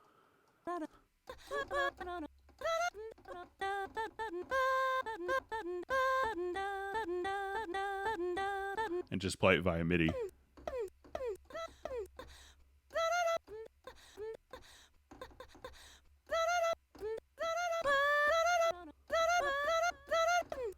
So I'm probably the worst vocal slice editor of all time, but that'll give you kind of a quick idea of how to accomplish that. So that we got about 3 hours and 26 minutes. I think my son is probably getting a little restless, so I think I'm going to go join him. I hope that everyone has learned a couple tips or tricks from the Hangout while people are in our stay home mentality of the current health situation. We're trying to do these twice a week, so look for them on Tuesdays and Fridays starting at 1 p.m. U.S. Eastern. If you subscribe to the channel, you can get notified if you're on like the different Facebook Cubase groups. I usually try to post there. But subscribing to the channel, if you learned a tip or trick, please give a thumbs up. And let us know if you have questions that you want to submit in advance. Please feel free to send them to clubcubase@steinberg.de. We hope that everyone is staying safe and healthy, and take advantage of some of the different promotions that are currently going on. So in April of 2020, there's a 40% discount for upgrade from like a Cubase Elements or Artist directly to Cubase Pro. There's a half off going on for the VST Connect Pro. There's also a number of the Stay Home Elements collection. For 60 days, you could play with Cubase Elements, Dorico Elements, Wavelab Elements, and the Absolute 4 VST collection. So take advantage of some of those. And again, please, everyone stay safe, make some great music, and we'll see you on Friday's Hangout. Thank you very much, and have a great night. Bye.